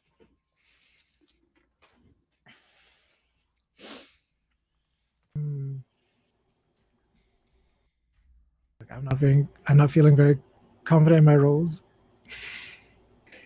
See, we've already proven that as long as we believe in each other, we got this.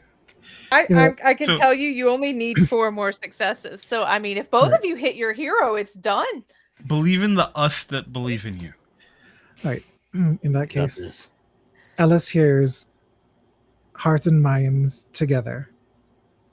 And I forgot to say this in my little slideshow, but like I came up with goddamn forms for this mech too. But we're not going to do that. We're going to just combine the thing. So, words. Jack's Wild. The handle from the Mo'o's tail shows up. King's Wild. The Ra'im sword snaps onto the handle, creating a spear. Queen's Wild. The 2 fans slap onto the bottom so that it becomes a sort of fletching. And last but not least, Ace's Wild. The tail from the Leviathan mech snaps onto the very front, creating the giant arrow. Yes. Cool. Or spear. I don't know. Arrow just seemed really fitting since I we're mean, shooting guns, Carlisle guns. I think it is narratively appropriate that as the arrow appears, Ellis can create a bow of pure life energy to shoot it from the energy that Coraline has pulled from the cauldron. Do you want to do that? Okay. Here we go. Dueling. You get advantage. I got an 8 and a 7. That's your hero. That's 2 of the 4 successes you needed. Hey. So pulling back the bow, there's once again the threefold voices. It feels fitting to say something, don't you think? What says you, Judge? By my authority, I declare you guilty. And I let go of the arrow.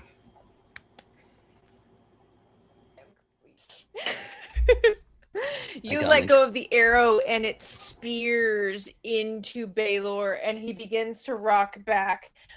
But you see Aoife pull on the shadow and the arrow still lodged in his chest, now bleeding profusely along with these other wounds. Baylor's eyes turn blue, like an ethereal blue, and snaps back into place and begins to raise a fist. Adam, what you got for me?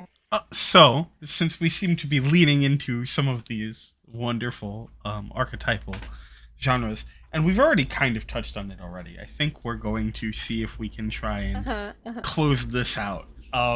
So I think the what's going to happen is we're going to start running forward, and then there's going to be a bending of the mechanical knees as we leap up, rising high into the air, and are going to attempt to shoot one of our legs out in a very classic rider kick to bury the arrow the rest of the way into Baylor's chest. The fact that it's the Ra'im that makes the legs. This is so good. Footwork. Advantage. That was a 6 on the die. Oh, yes. Let's go. Didn't All even need according to shoes. Keikaku. Editor's Hey. note. Nice. I'm not means wearing the plan. glasses today, but yeah. So, let me tell you what happens, and then we will go to break. You leap up and kick this arrow deep into Baylor's chest. And you hear Aoife scream. And Carlisle, below her as she starts to fall, a portal opens up that you know, if you force her through it, will lead to her death. That's what Carlisle sees in metaphysical gun form. The 4 of you see Baylor's head twitch as he begins to dissipate, and a smile. And then he is gone.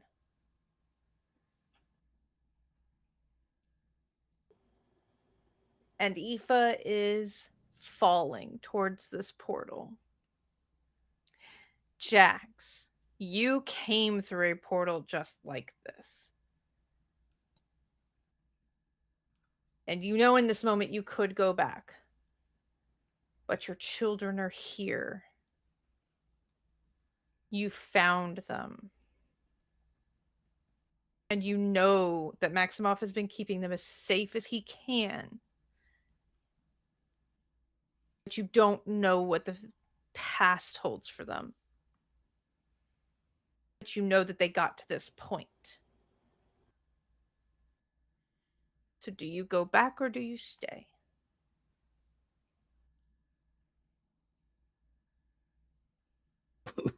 I didn't think I'd be getting a choice here. Man. This is wild. The implications of this is wild. That's why I'm asking. Because implications is going to change very much what Grim does after break. I have to decide right now. It's a big decision. I will give you that as you watch this portal open, Carlisle, you feel yourself being drawn towards Aoife as if you are one of your bullets. And so, Jax, you feel Carlisle pulling away from you specifically. And you know that Carlisle's not going to let her live. And as you make that realization, you also start to have some weird double memories of a past and a future.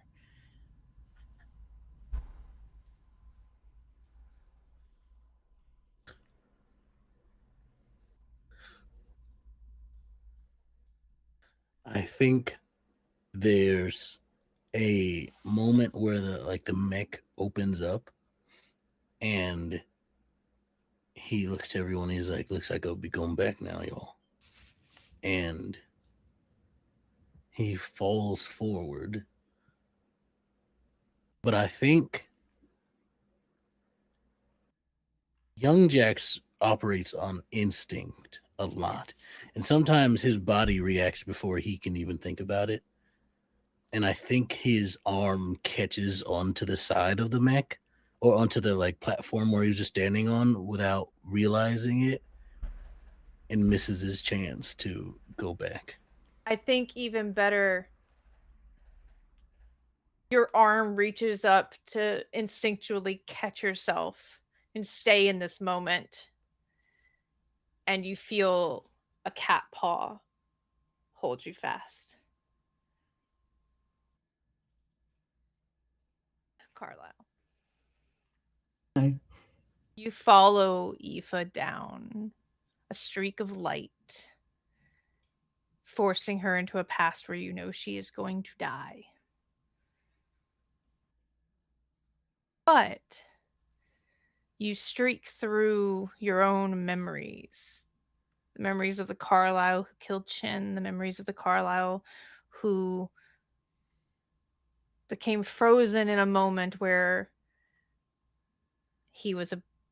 they were about to fight Jax, fight Avery, fight friends.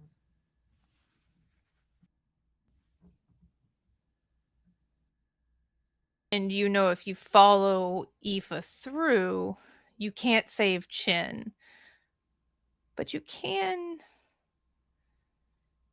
maybe ensure a happier ending to whatever happens to Avery and Jax.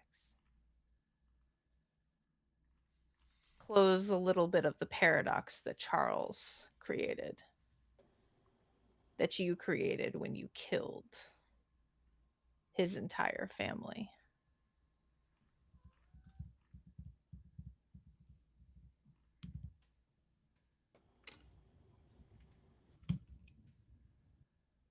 There is a part of Carlisle that believes that they did what they had to do. And that has always been the one thing that matters.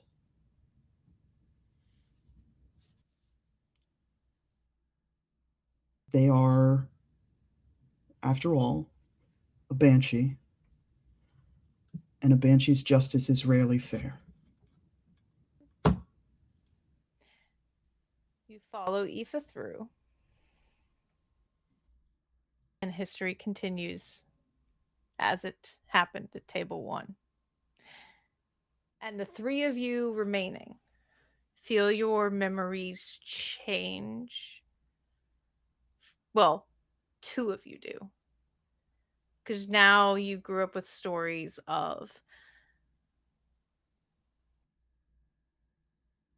Carlisle becoming a banshee and being tracked across the world, ending lives of everyone associated with Eva Fitzroy's plot.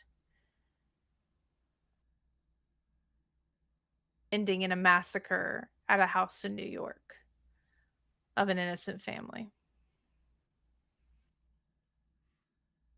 It set the young boy who survived on a different path that led him here. And Charles spits out of the portal. We're going to go to break, and I'll let Grim tell you what happens from there. All right. All right. See you in, let's call it 5 minutes since we went a little long. We're gonna call it 10 just so we have time for people to do the things they gotta do. That's true. But All take right. the time, Yeah. use the bathroom, stretch your legs, grab a snack, do the things. We'll be back in 10. Yeah. And then Grim and I will switch places in the little picture in picture. See you soon. Bye.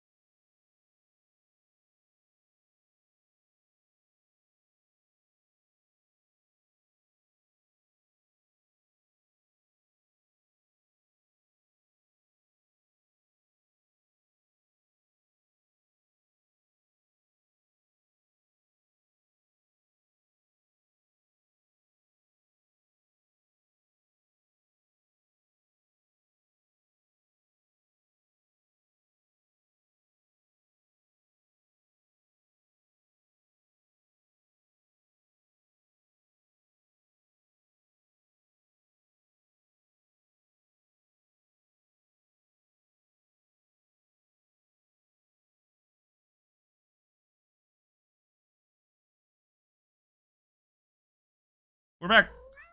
Welcome back, everybody. Welcome back to my dulcet tones as we finish off this last table. And kind of starting us off kind of right where we left off. This portal had opened up, sucking Aoife Fitzroy through it and popping out. It looks kind of like Charles. There are parts missing and held together by this combination of what looks like these twisted plants and shadow magic kind of keeping parts of him going. And you guys can see that whatever Excalibur did to protect him didn't keep him whole. It kept him alive. In some combination of Maximov's magic, his own studies, and now that you've seen it, a little bit of the monstrosity that you've all banished in the last fight seems to be just percolating right under the surface. As he struggles to sit and push himself up, the pits of his body that are not his kind of falling away. You see that there's this nasty gash as this black and gold armor of him continues to flake off, running almost from the side of his head down, a cross mark where on the missing shoulder where Jax LaFay, the older Jax LaFay, attempted to utterly sunder him the first time. And you see marks leading down for when Adam landed the double knees, and when all of these combats that all of you have done, you can see that Charles was always presenting a facade. It was a good one.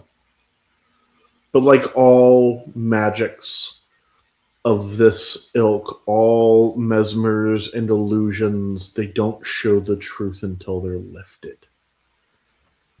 And at the feet of the four of you,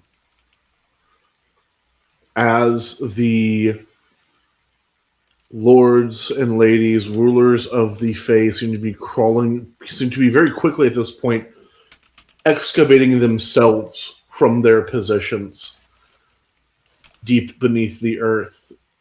You have before you a choice. What do you do with Charles?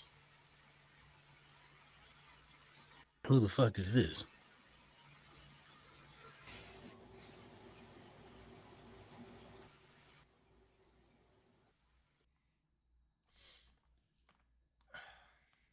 Jax has never seen this man before. No, yeah. No. This Jax has never seen this man. No, this Jax has never seen this man. Yeah. I think I will say this very quickly. As you say that, Jax, you see this look across his face, and for a moment, you are staring into Aoife Fitzroy's face. Adam will fully demorph and step up beside Jax. And go, that is who we've been dealing with.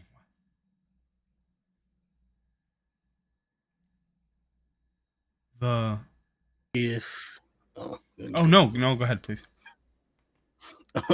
Someone can stop him if they'd like to. I'll throw this out here. But if he sees Aoife at all in this guy, it's an immediate drop kick to the jaw. Like it is 100% bad. Like as soon as it's like Aoife, it's there. That's where we're at. I mean, I'm not going to speak for anyone else, but I'm not the one who's going to stop. And what it is as Jax starts to approach, Charles opens his mouth just to get it slammed shut. Not even having you rolls, you send him just careening, smacking into a tree, and he falls down limp as these now brushing themselves off. Well, that took long enough. and the associated most important Fae in the United Kingdoms look at the four of you with kind of a now what, as everyone's eyes kind of fall on Coraline. You hear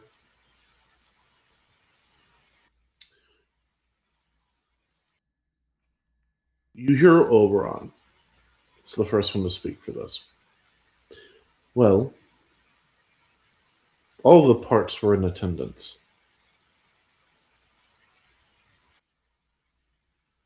And there's this momentary hush over a lot of them before chaos erupts. You can't be serious. No, this isn't true. She doesn't have the bloodline for it. No, she's a knight. She protected. She did what she was supposed to do. As this entire council seems to be on the brink of tearing themselves apart. And you see battle lines very quickly being drawn. Adama's gonna look at you, Coraline, if you don't mind if I take a moment here. And just with that same smirk, go, Your Majesty, your courts seem to need your attention.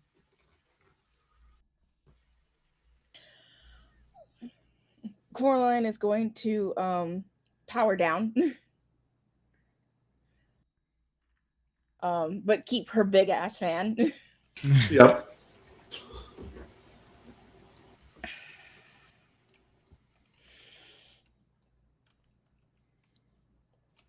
And for a moment, she sort of looks like she doesn't know what to do, because when she took Excalibur, this was not, she wasn't thinking about this. She was like, I need this to fight and save the world and stuff.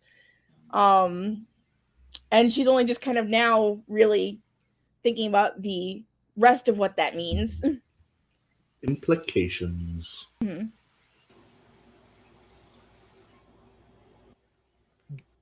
And she takes a breath.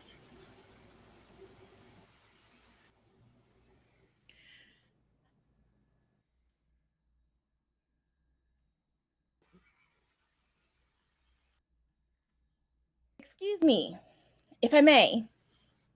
And it takes a moment as everyone's still infighting until this wicked yowl of a cat meets something that should never have walked the earth. Cuts through the woods, and everyone stops because when Kafshi demands to be heard, people listen. Now then, let the girl speak.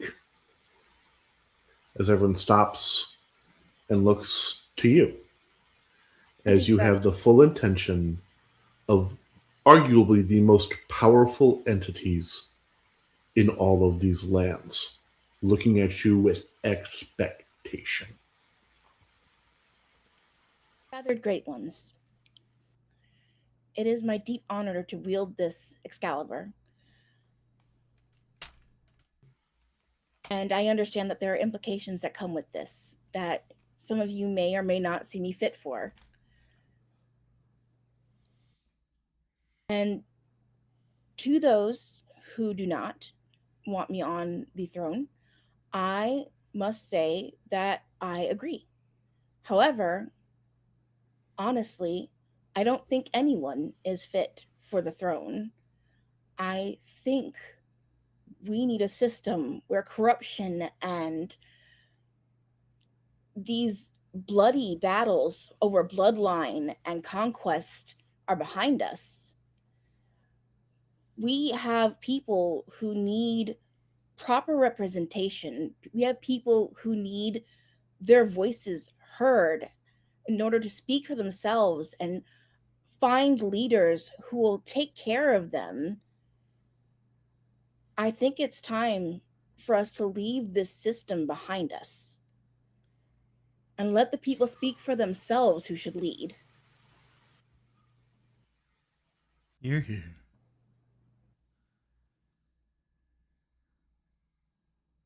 You humans And this is a voice that I don't think anyone's heard. It's ancient, old, deep. It's almost as if it's the woods itself. You can't see an individual speaking as this voice echoes around, but all of the attended Fae stand a little bit taller and get a little bit quieter. You humans may guard yourself, rule yourself, however it is you wish. That is not the concern of this council. There must be oaths to keep the magic and the separations in place. While Baylor may be gone, there are other things this oath kept at bay. And with no oath, with no possession of that power, those things might snap free of those fettered chains. What is your answer to that?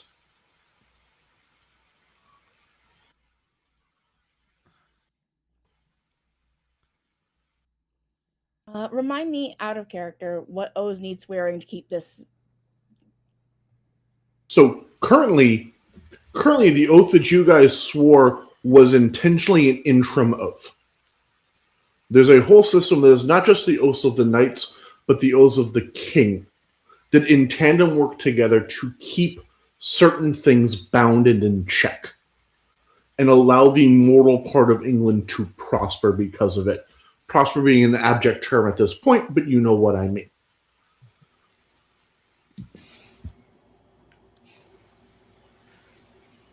If I may, if you don't mind me interjecting here, I think Jax will go. I'll do it.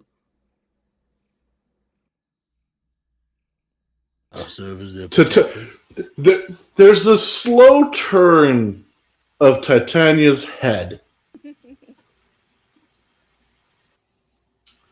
of a what the hell did you just say? We'll do it. And Adam will step up next to Jax. And you just see Titania just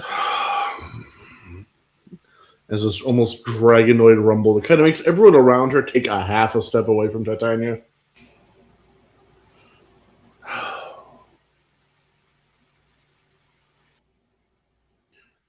And she looks at the two of you, looks over at Oberon, who shrugs. And she just, my lineage will do it. We will shift and take those once honored positions of the dragons of these lands to keep those that ought not be here at bay. And the magic seems to settle for a moment. And on Titania's hand and Jax's hand and Adam's hand and on the hands of several individuals who share Titania's blood, not just in England, but all over the world, a ring appears. You can decide what finger it's on. It is basically a condensed contract.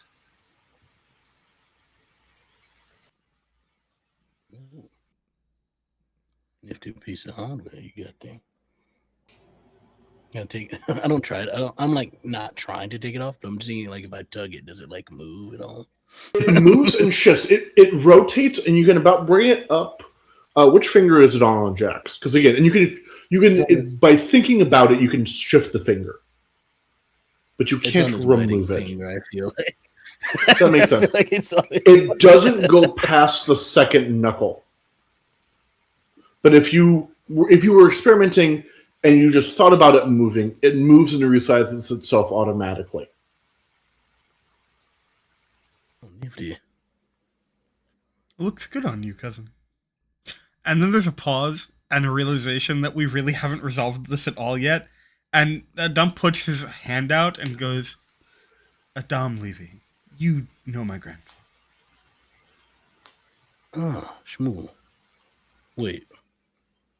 Look, I got a lot of cousins. We can talk about it later. It's fine. Yes. And the magic seems set to settle at that point. It's not quite content, but for now, it is enough. For now. It is a patch job at the moment that can be further refined later. As Merlin slaps his knee. I knew we'd get here eventually. Democracy! As a couple of the Fae just look over at Merlin like, you rat motherfucker, all of this. Correct.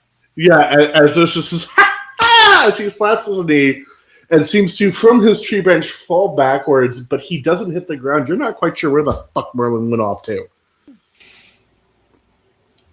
He's gone. He's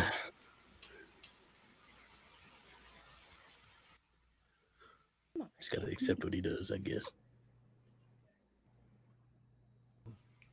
Force of nature, that man is. As we move forward from here, I want everybody to kind of think about what it is that they want their last moments to be in this game as we approach the end here. As we're going to go one at a time. We're going to start with... I think we'll leave Adam and Coraline for last for this.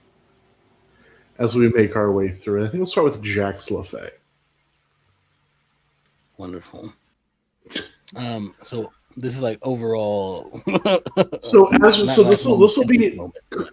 So no. So what is Jax's plans now that he is in this time and place that I think very rapidly, because while the Fae do not age, their styles have to some degree, especially the ones that have more of a presence within and around the mortal world. You will notice that they're not wearing what they used to. Titania isn't wearing what she used to wear.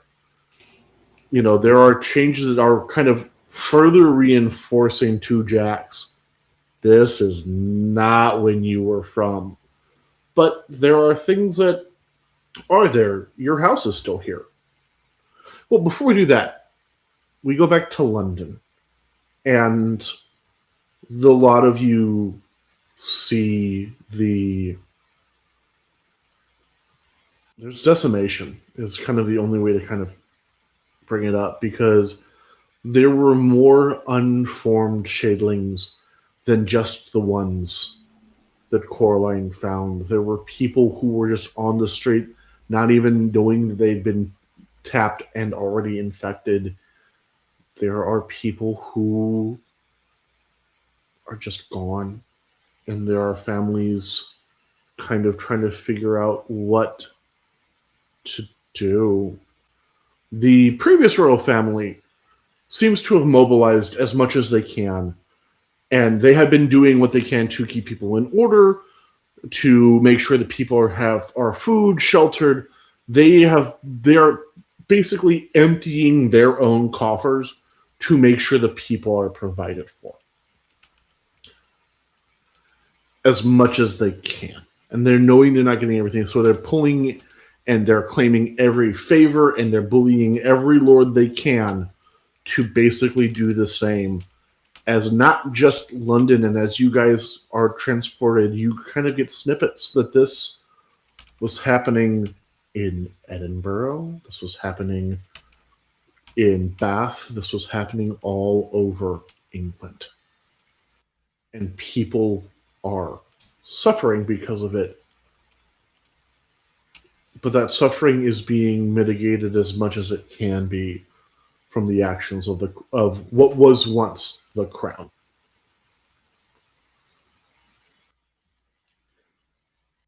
There are official proclamations from the Queen of the cancellation of her jubilee, and all funds that were to be used for that to be used for the good works of making sure that her people are taken care of. And that is the London that you guys come back to. So I think where this Jax lands, I think in a sort of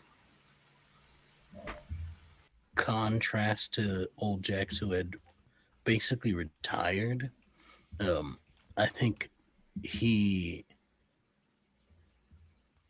like takes on a new job. And I think there's this intent of in a kind of weird a similar way to what old Jax was thinking when he became fully Fae, of being the protector of the people, in their new way of life. I think that's what Jax here finds himself to be. And I think there's the intention of getting to know his kids now, but they're adults and they can live the life that they want to live. He just, he's like, come visit me sometimes if you like.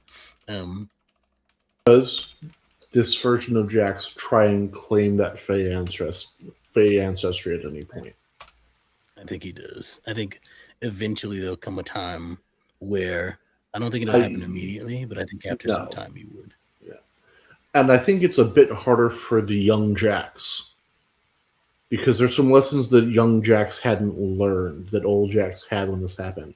It probably takes you 50, 60 years to fully master your powers as a Fae. Not that you're trapped with Titania all of that time, but you're kind of considered a fledgling, kept to the nest to a certain degree, and allowed freedoms over time.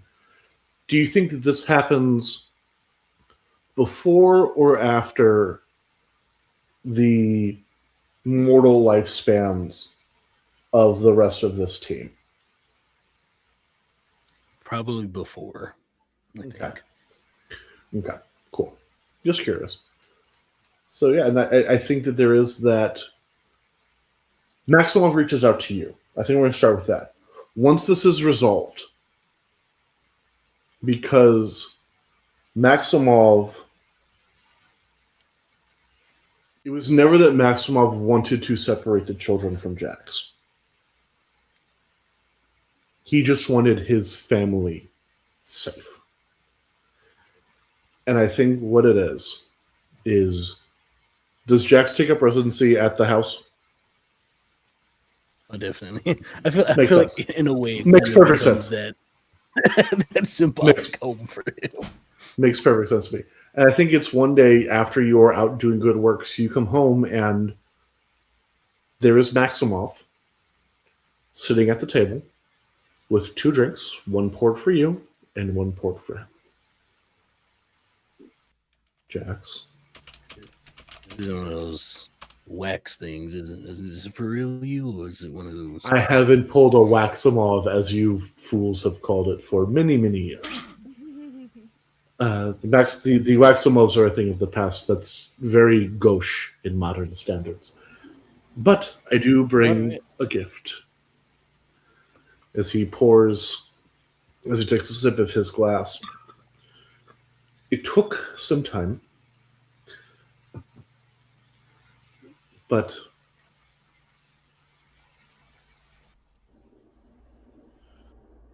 the children are okay now, and they would like to see the world, but I have urged them to give you another chance. They will.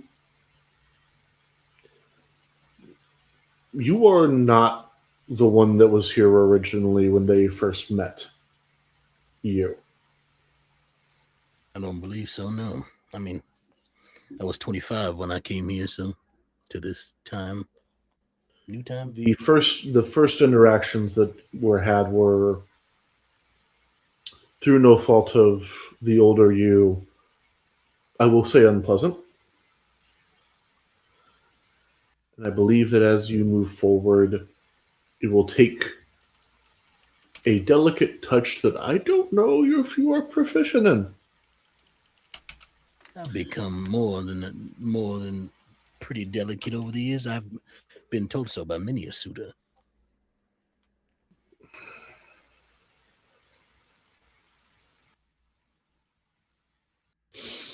You'll be fine. He says as he shoots his drink back, puts the glass upside down and stands. You might want to make sure that you go to the bistro over off of Westminster Square on Friday. As he says this, he knocks the table twice and walks out the door. Take care, Come on. Maximoff. And you say to an empty room, do you drink the glass? Yeah. Perfect. Come on. Yes. The end of your scheduled time here is about a year after the end of these events. How does Ellis spend that year? Shortly after returning and seeing the state of things, I believe Ellis kind of steps away from the group and gets to the nearest pier. Having a discussion with the Mo'o. Sending a letter would be too lengthy. I'd need you to do me a favor. Report this to the Queen and ask for aid. And why should I? Because as we've discussed, this is the beginning of your new story. A story of a guardian of not one kingdom but two. The same as mine. Besides, at this moment, this kingdom doesn't need a judge, nor does it need a warrior. It needs a kind hand. And this is where we start. And this is where we start. As you see it slip beneath the waves. And it takes about 3.5 months. But aid comes. Doctors, supplies. What can be spared from the island is spared from the islands. As this entourage comes for the first time sailing a Hawaiian fleet of modern design. Made in part due to the collaboration between the two queens, facilitated further because while you were here, a group of individuals was sent in exchange to Hawaii. Some of them were engineers. Some of them were individuals who were trained in this version of sailing. And you see very proudly flying topmost on the mast, coming into port, 4 ships, all bearing the Hawaiian flag.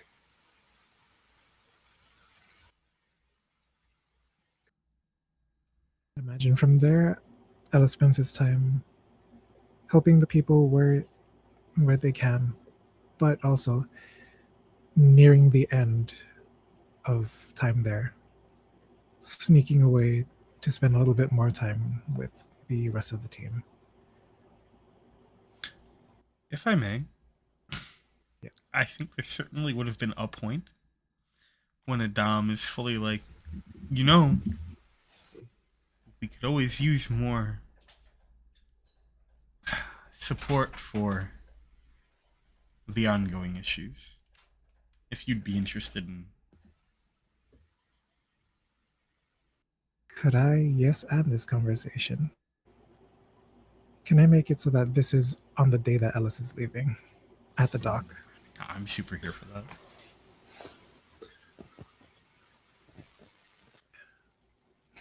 Lord Levy, you've been a kind host, and this has been quite the experience, but I believe I've learned a lesson that I was sent here to learn. Turns out I wasn't chosen because I was ready or worthy. It's because I needed that one more lesson to really temper in the wisdom. And the ship that I'm taking starts calling for last passengers, and I sort of wave them and in Hawaiian say, I'll catch up. And it slowly starts moving up from port. What is the name of the ship? Because this would be one of the Hawaiian vessels. What is the name of the ship? I mean, there's no ship more legendary than the Hokulea. So maybe like a Hokulea 3 or Hokulea 2. Perfect. So it's slowly starting to leave port, and I'm like walking besides it while we're having this discussion. You have your kingdom to tend to, and maybe someday I'll come back to visit.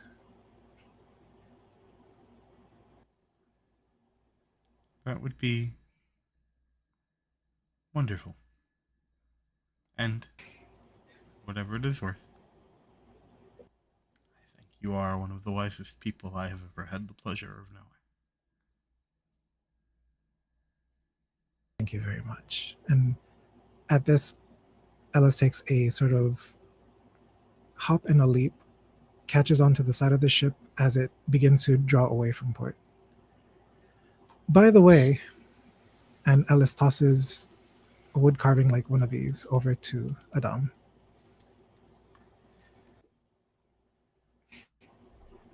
Give Coraline my best regards, and don't do anything I wouldn't do. But what am I to say that, after all? And as I turn away to walk down onto the ship, I trust your judgment.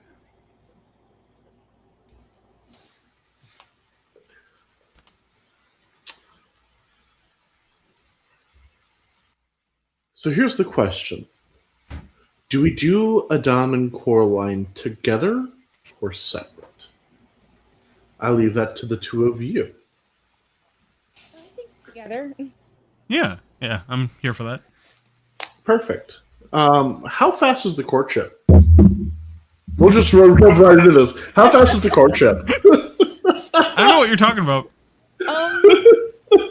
So I don't think it happens immediately after everything. I think in the No. aftermath of all that happens, there's a lot that I'm sure the two of them are doing to try and help with relief efforts.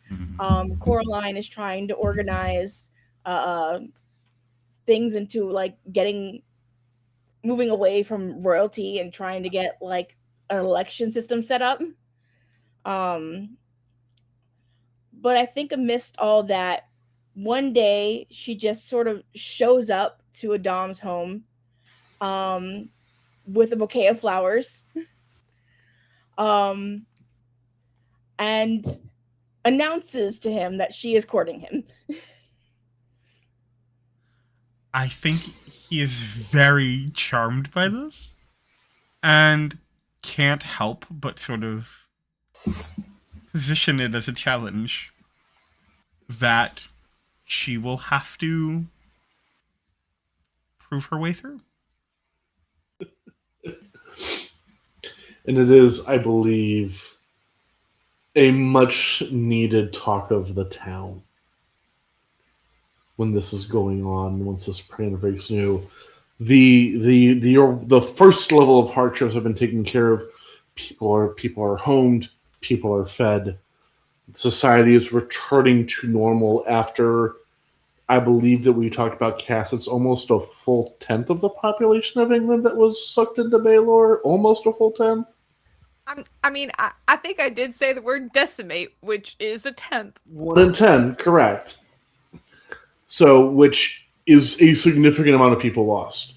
There are a lot of people who have no experience in farm work that are forced to be farmers. There are people who have no experience in mini jobs that are forced to take up mini mantles. A lot of these schools are pushing out doctors, engineers as fast as they can while still bearing some level of skill to not injure people in the process, just to keep things running. But as that panic subsides, England is nothing if not industrious. It takes a while, but not as long as one might think. It takes about 6 months until it hits the point where I believe this happens. And as it progresses through from there, it is something that kind of becomes a little bit of an urban legend, a little bit of a cautionary tale to whom I'm not quite sure about neglecting the affections of a woman for too long. And I'm curious. I want to say that it might have been one of your brothers that started that rumor, Coraline. As kind of that final act, for it. one of those final acts, and kind of one of those feelings of returning to normalcy. That familial tease of that. And as we play through, I think that I will say that the crown did earn a lot of good favor in how it, well, with the family that was once the crown, earned quite a bit of good favor in the recovery. Not enough to, and they do not press a claim for the remainder of the monarchy. But I do think that in this reformed parliament, that the first one to take position as the prime minister would be.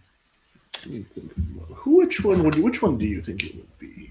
I know who I'm voting Coraline's for. definitely running. I'm just saying. Yeah, I'm voting for Coraline. Correct. It is going to be Coraline, 100%. Who do you assign as your ministers, though? Are they people? And I'm assuming that you go for quality of individual over quality of bloodline, despite people trying to bribe and cajole you into otherwise. Yes. She's looking into credentials. She's looking into skill, knowledge, and absolutely nothing will sway her away from that. Perfect. Hot. I do see. I see there are people who try to who. What kind of wedding do the two of you want?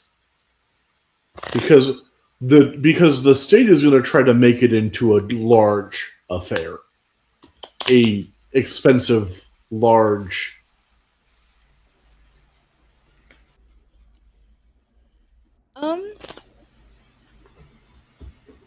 I think that they maybe argue it down to like a medium-sized affair. Just because this is not the time to be throwing funds at that sort of thing. We still have a lot of rebuilding to do, a lot of things to get done. But also recognizing that the sort of festivity is a morale booster. No, and that makes perfect sense. And I think what it is because radios are a thing by the time we get to the wedding. And I think that the wedding is perhaps one of the largest broadcasted affairs, at the very least of that year. So while it might not have been physically a very large wedding, the entirety of England did in some way attend. And you can see that there's one or two ministers that seem to kind of just get a little bit of joy out of that fact. And as this all comes together, there's a sense of hope and prosperity for the future. Before Jax, because there will be a point, especially given the time frame that you mentioned, Jax, where Jax will leave, and by the time he returns, Adon will no longer be here. Coraline will have passed, because if it takes you about 50 years to get yourself fully under control, that's a long time for a mortal. What is your last conversation with Adon leaving? At this point, how long has it been? Just to give me a time frame here. It'll probably been about 20 years. Oh, okay. Which would put Adam in his 40s, I believe. Yes.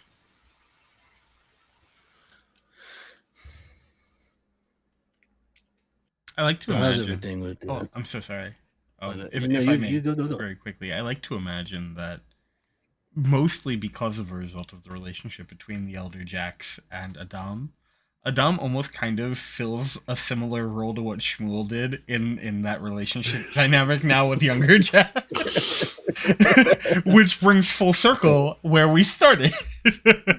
So, question. I have a question for Adam. Does Adam favor Shmuel more and more as he ages? What do you mean? As it is not uncommon for, as certain individuals age, that they resemble either a parent I or a see. grandparent Okay. more and more. I think there is a decent resemblance. Yes. Okay. I think it's not like something you will see It's just not. at a glance, but like any level of like looking at his face, you will see it as he ages. Yeah. The older they get, the more prominent it is.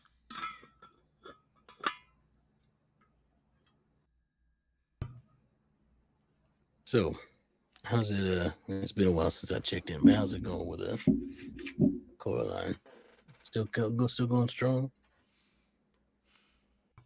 Strong is a very nice term for it. I don't think I had any opportunity to understand what passion truly was before. And that's saying something because I spent most of my youth around, well, an older you. Yeah, I imagine old me was still Oh, yes. yeah, still getting around, huh? Yeah, for sure. I don't think that's something I'd ever grow out of, so to speak. It is interesting to hear about all that stuff. But I'm about to probably go away for a little while. Well, a long while, maybe. It depends. But something I've learned throughout all of this whole thing is that I guess you never really know where life's gonna take you. It's wild, man. It's true for you more than most, I would say. I was 25. 105 years ago.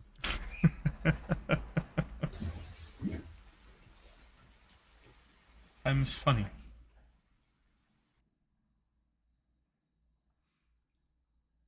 And well, 45. Isn't that weird? 105 years ago I was 25 and now I'm 45. That's crazy. And somehow still years off from the first we met.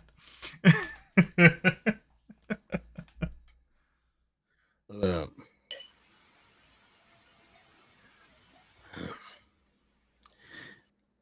I wish I had gotten a chance to, or maybe I did, but I didn't, say goodbye to Shmuel. But, What happened with Shmuel? in case I'm not back for... I'm sorry. In case I'm not back for, too long, then I appreciate your friendship too.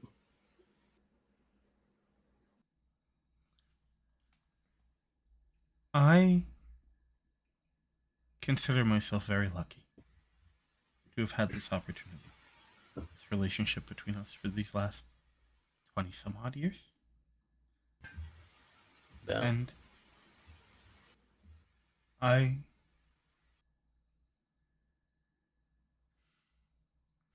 understand why you have to go. And I just want to leave you with a thought, if I may. Since who knows the next time I'll be able to offer one. You have so much passion and life inside you. And I can tell you firsthand it won't taper off.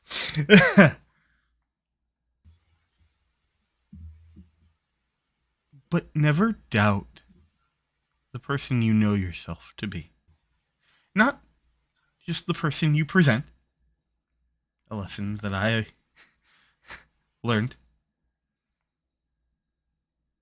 But the person that you truly know yourself to be. Because beyond anything else, you are a person of integrity and someone that I feel incredibly blessed to have been able to share 2 lifetimes with. 2 of yours. 1 of mine. But you have been... You have been the best friend a person could have asked for.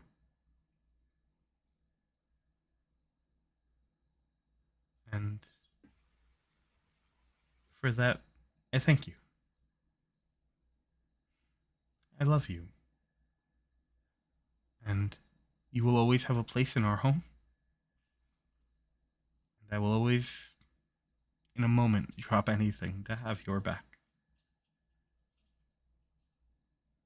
Unless it is from an angry husband, in that case, you're on your own. I've been poisoned many times in my life, even when I was younger, and also now recently too. Apparently, I guess, did need anyway. Point is, well, thank you. You know, it's not often that I get the chance to become close with a family member of mine. Everybody's always so scattered and far apart, you know, different branches of the tree and all that stuff. So I couldn't point out ours if I tried. well, Lethal from it's a whole thing. Anyway.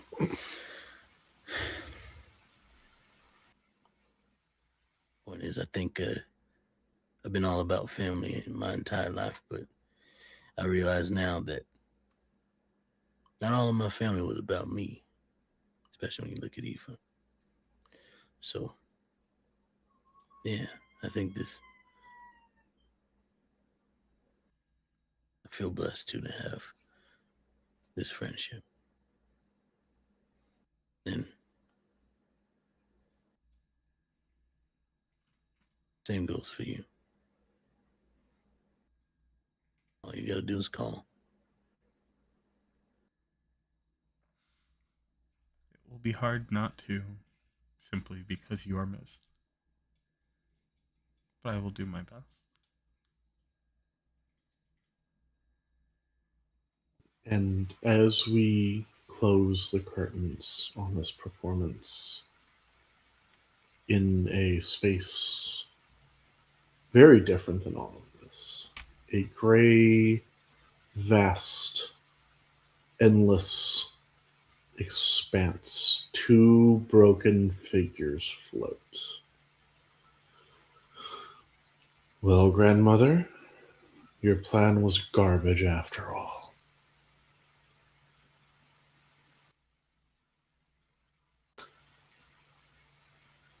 Cass, as the broken forms of both Aoife Fitzroy and Charles Malgrove rest and float in this endless void. And you let that banshee ruin everything. You didn't kill him when you should have. You shouldn't even be alive. Yet here I stand. No, you don't. Enough. As between the two forms, this looming figure. You have something that belongs to me. As they are both taken in by these rotten and fetid hands and absorbed back into Baymore. And that is where we'll end this series.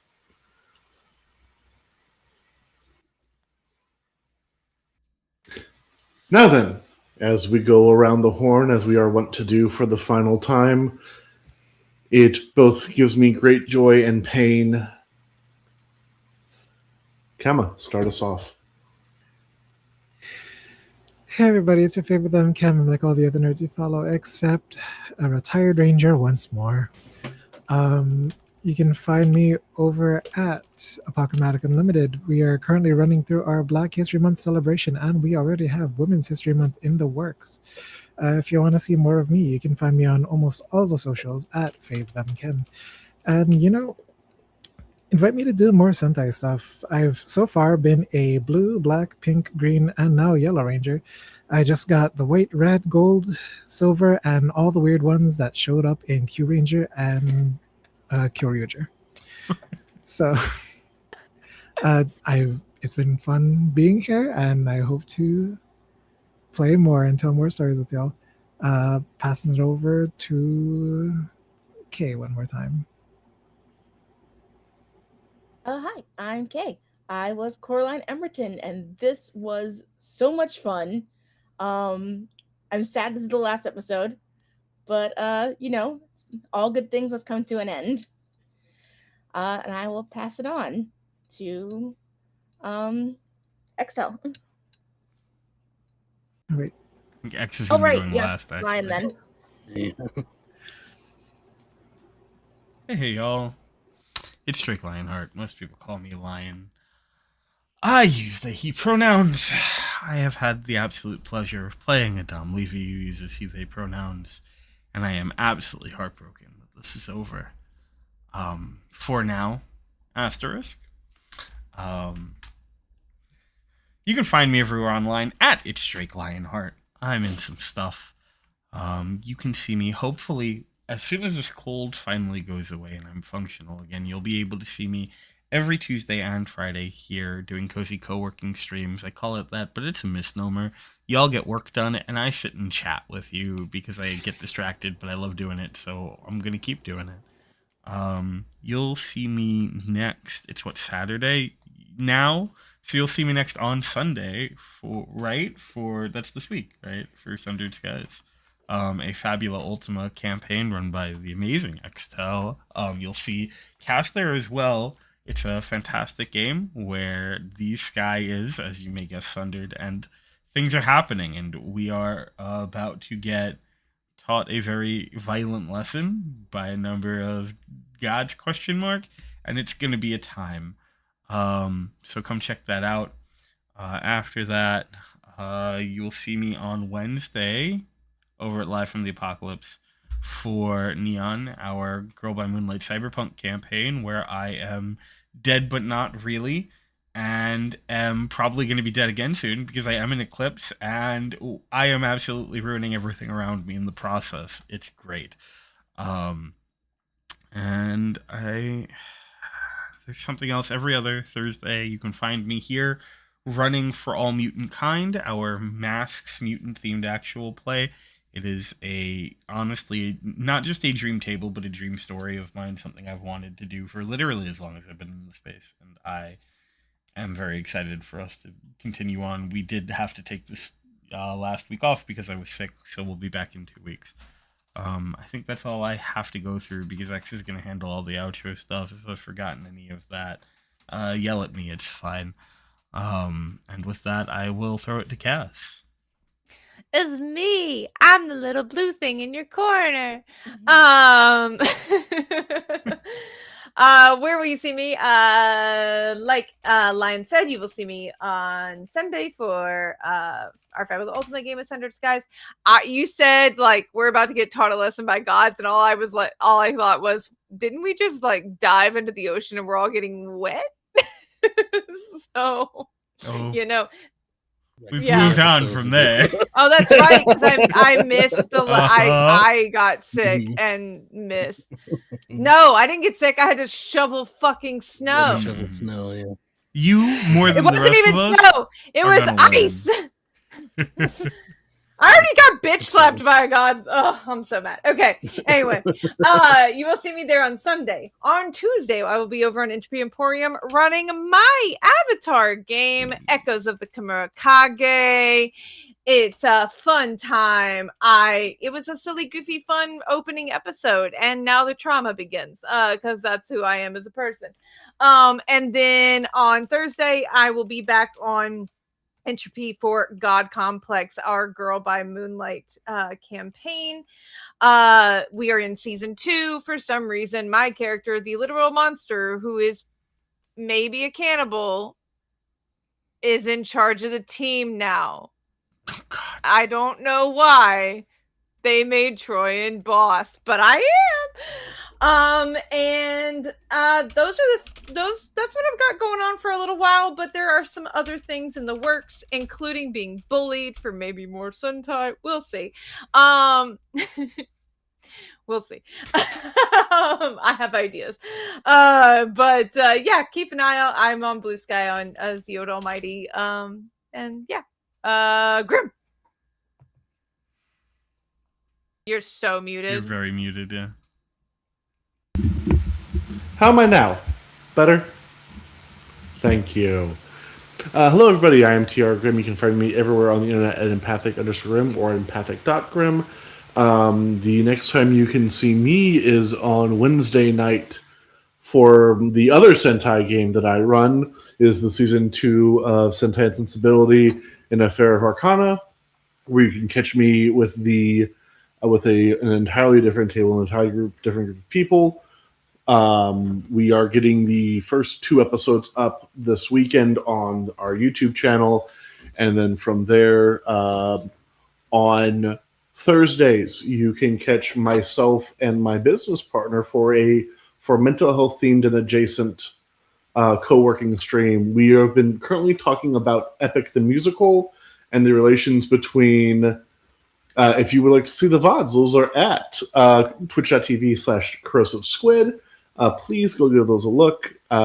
We were discussing how the difference between in the last one, it was the changes of Odysseus between attempting to retain that mercy of Polites to the ruthlessness of Poseidon, and finally ending where he began with Odysseus having the choice between the two and choosing to be dangerous, and what that means as an individual. So, we are kind of going to be running through that until we see Hades Town in about a month, and then we'll be talking about Hades Town probably for the rest of the year, being entirely honest. So those are the 2 major places you can find me right now. Keep an ear to the socials. I might be having some announcements about some new things running up soon, as one does, and we will be going from there. I'm going to go ahead and kick it over for the last time to X, but before I do, always remember to tell your tales. Alrighty, y'all. Hello, I am Extel. Sometimes, maybe. Who knows? He is the You'll captain find now. out. Probably, maybe. My pronouns are he, him, as are most of my characters that I play. I don't know why I'm doing the beginning. Hello, you can find me at Extra the King on all the socials. Let's see, I got to start playing. Catch me there for some vampire stuff if you'd like to do that. It's a fun time. You can catch me here for a lot of stuff, which I'll get into in a minute. You can also catch me on Don't Kill My Character for Sanguine Scourge, Pride of Monsters, Superhero Shenanigans, and I almost every show in there. There's other shows that are happening that I'm not in now, which is a wild time to think about. I should be in everything, but I'm not. But yeah, you can catch me there. And for what's coming up on the channel here, Tales from the Table Studios, of which I'm also a social media manager here for. Hello, you can applaud. Okay, thank you. Oh, thank you. Oh, please, no one even asked for this. This has happened unprompted. You can catch me. You can catch Tales from the Table Studios live this Sunday for Sunday Skies, as mentioned before, where the sky is falling apart, and they're not gods. they might be demigods. Like the closest thing you can akin to is that probably. They're not gods though. Massive difference for us, common folk, for sure. Yeah, just let you know. But that is happening on Sunday, the 22nd. That is tomorrow, essentially, for you East Coast folks. We have, and then on Tuesday, the 3rd of March. No, that's not. I'm looking at the wrong part of the calendar. On Tuesday, the 24th of February, you can catch War of the Magi, also run by me. It's a Saga's game, JJK inspired in theme and setting, and it's a fun time set in Washington, D.C. And curses are waking up, it seems like. In America, it's a fun time. Catch the first episode on our VODs. After that, we won't have much going on until the 5th of March, which will be the second episode of For All Mutant Kind, as mentioned before, of which Lion is the tail slinger, and we are there going through things as players. Watch the first episode, and you'll see what I'm talking about. It's a lovely good time. party. Don't worry about it. It was a shocking experience. Time to put a shock to your system. Shout out Static Shock. Anyway. Hell yeah. But most importantly, coming up for the channel, we are hosting Days of Tales 3. We're going off with that to help the Immigrant Defenders Law Center, raising money for them through our 4-day? 4 days or 3 days? 4 days this time. 4 days. Thursday, Friday, Saturday, Sunday. 4 days. 12-hour days of streams, of APs, of panels, all types of things going on. The forums are up on our socials as well as on our Discord. You can find them there to sign up to be in games, run games, to help with tech, do panels, whatever you want to help out with if you'd like to help out. Because, big fuck you to this current administration and all the things that they're doing. Big fuck you to ICE. So this is what we're doing here. We're helping the people out. We're trying to help people live better lives under this terrible, terrible time that we are currently living in. So come on by, help us out, and enjoy some of those 12-hour days with us. And yeah, we look forward to seeing you there. And I think I like to say, going back here briefly to this table, I'd say this has been a pleasure to play with all of y'all. It has been a very fun story, a very good time to pay through these relationships, role play through the story with y'all. And yeah, very much looking forward to sharing more tables with you all in the future. And remember to always look out for each other, everybody, in these trying times. All we have is each other, and each other is all we have. Good night, everybody. We're going to raid APOC, who's doing some Black History Month streams over there, raising money for, I believe, I want to say Black Girls Code, but I don't think it is. Come on, do you know offhand what putting you lie. on a dangerous place? I forgot. I blanked. As someone on the safety team, I also forgot numbers. I believe they may be offline. Oh, did they just go off? Dang. I think they. They did. Oopsie Yeah. doopsie.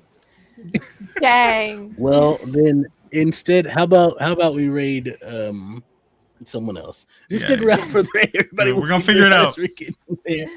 Thanks for coming by. We love y'all. Have a good night. And Stay revolutionary, nights. Stay revolutionary. Stay revolutionary. Revolutionary. Break those systems. Burn them down. Burn them down.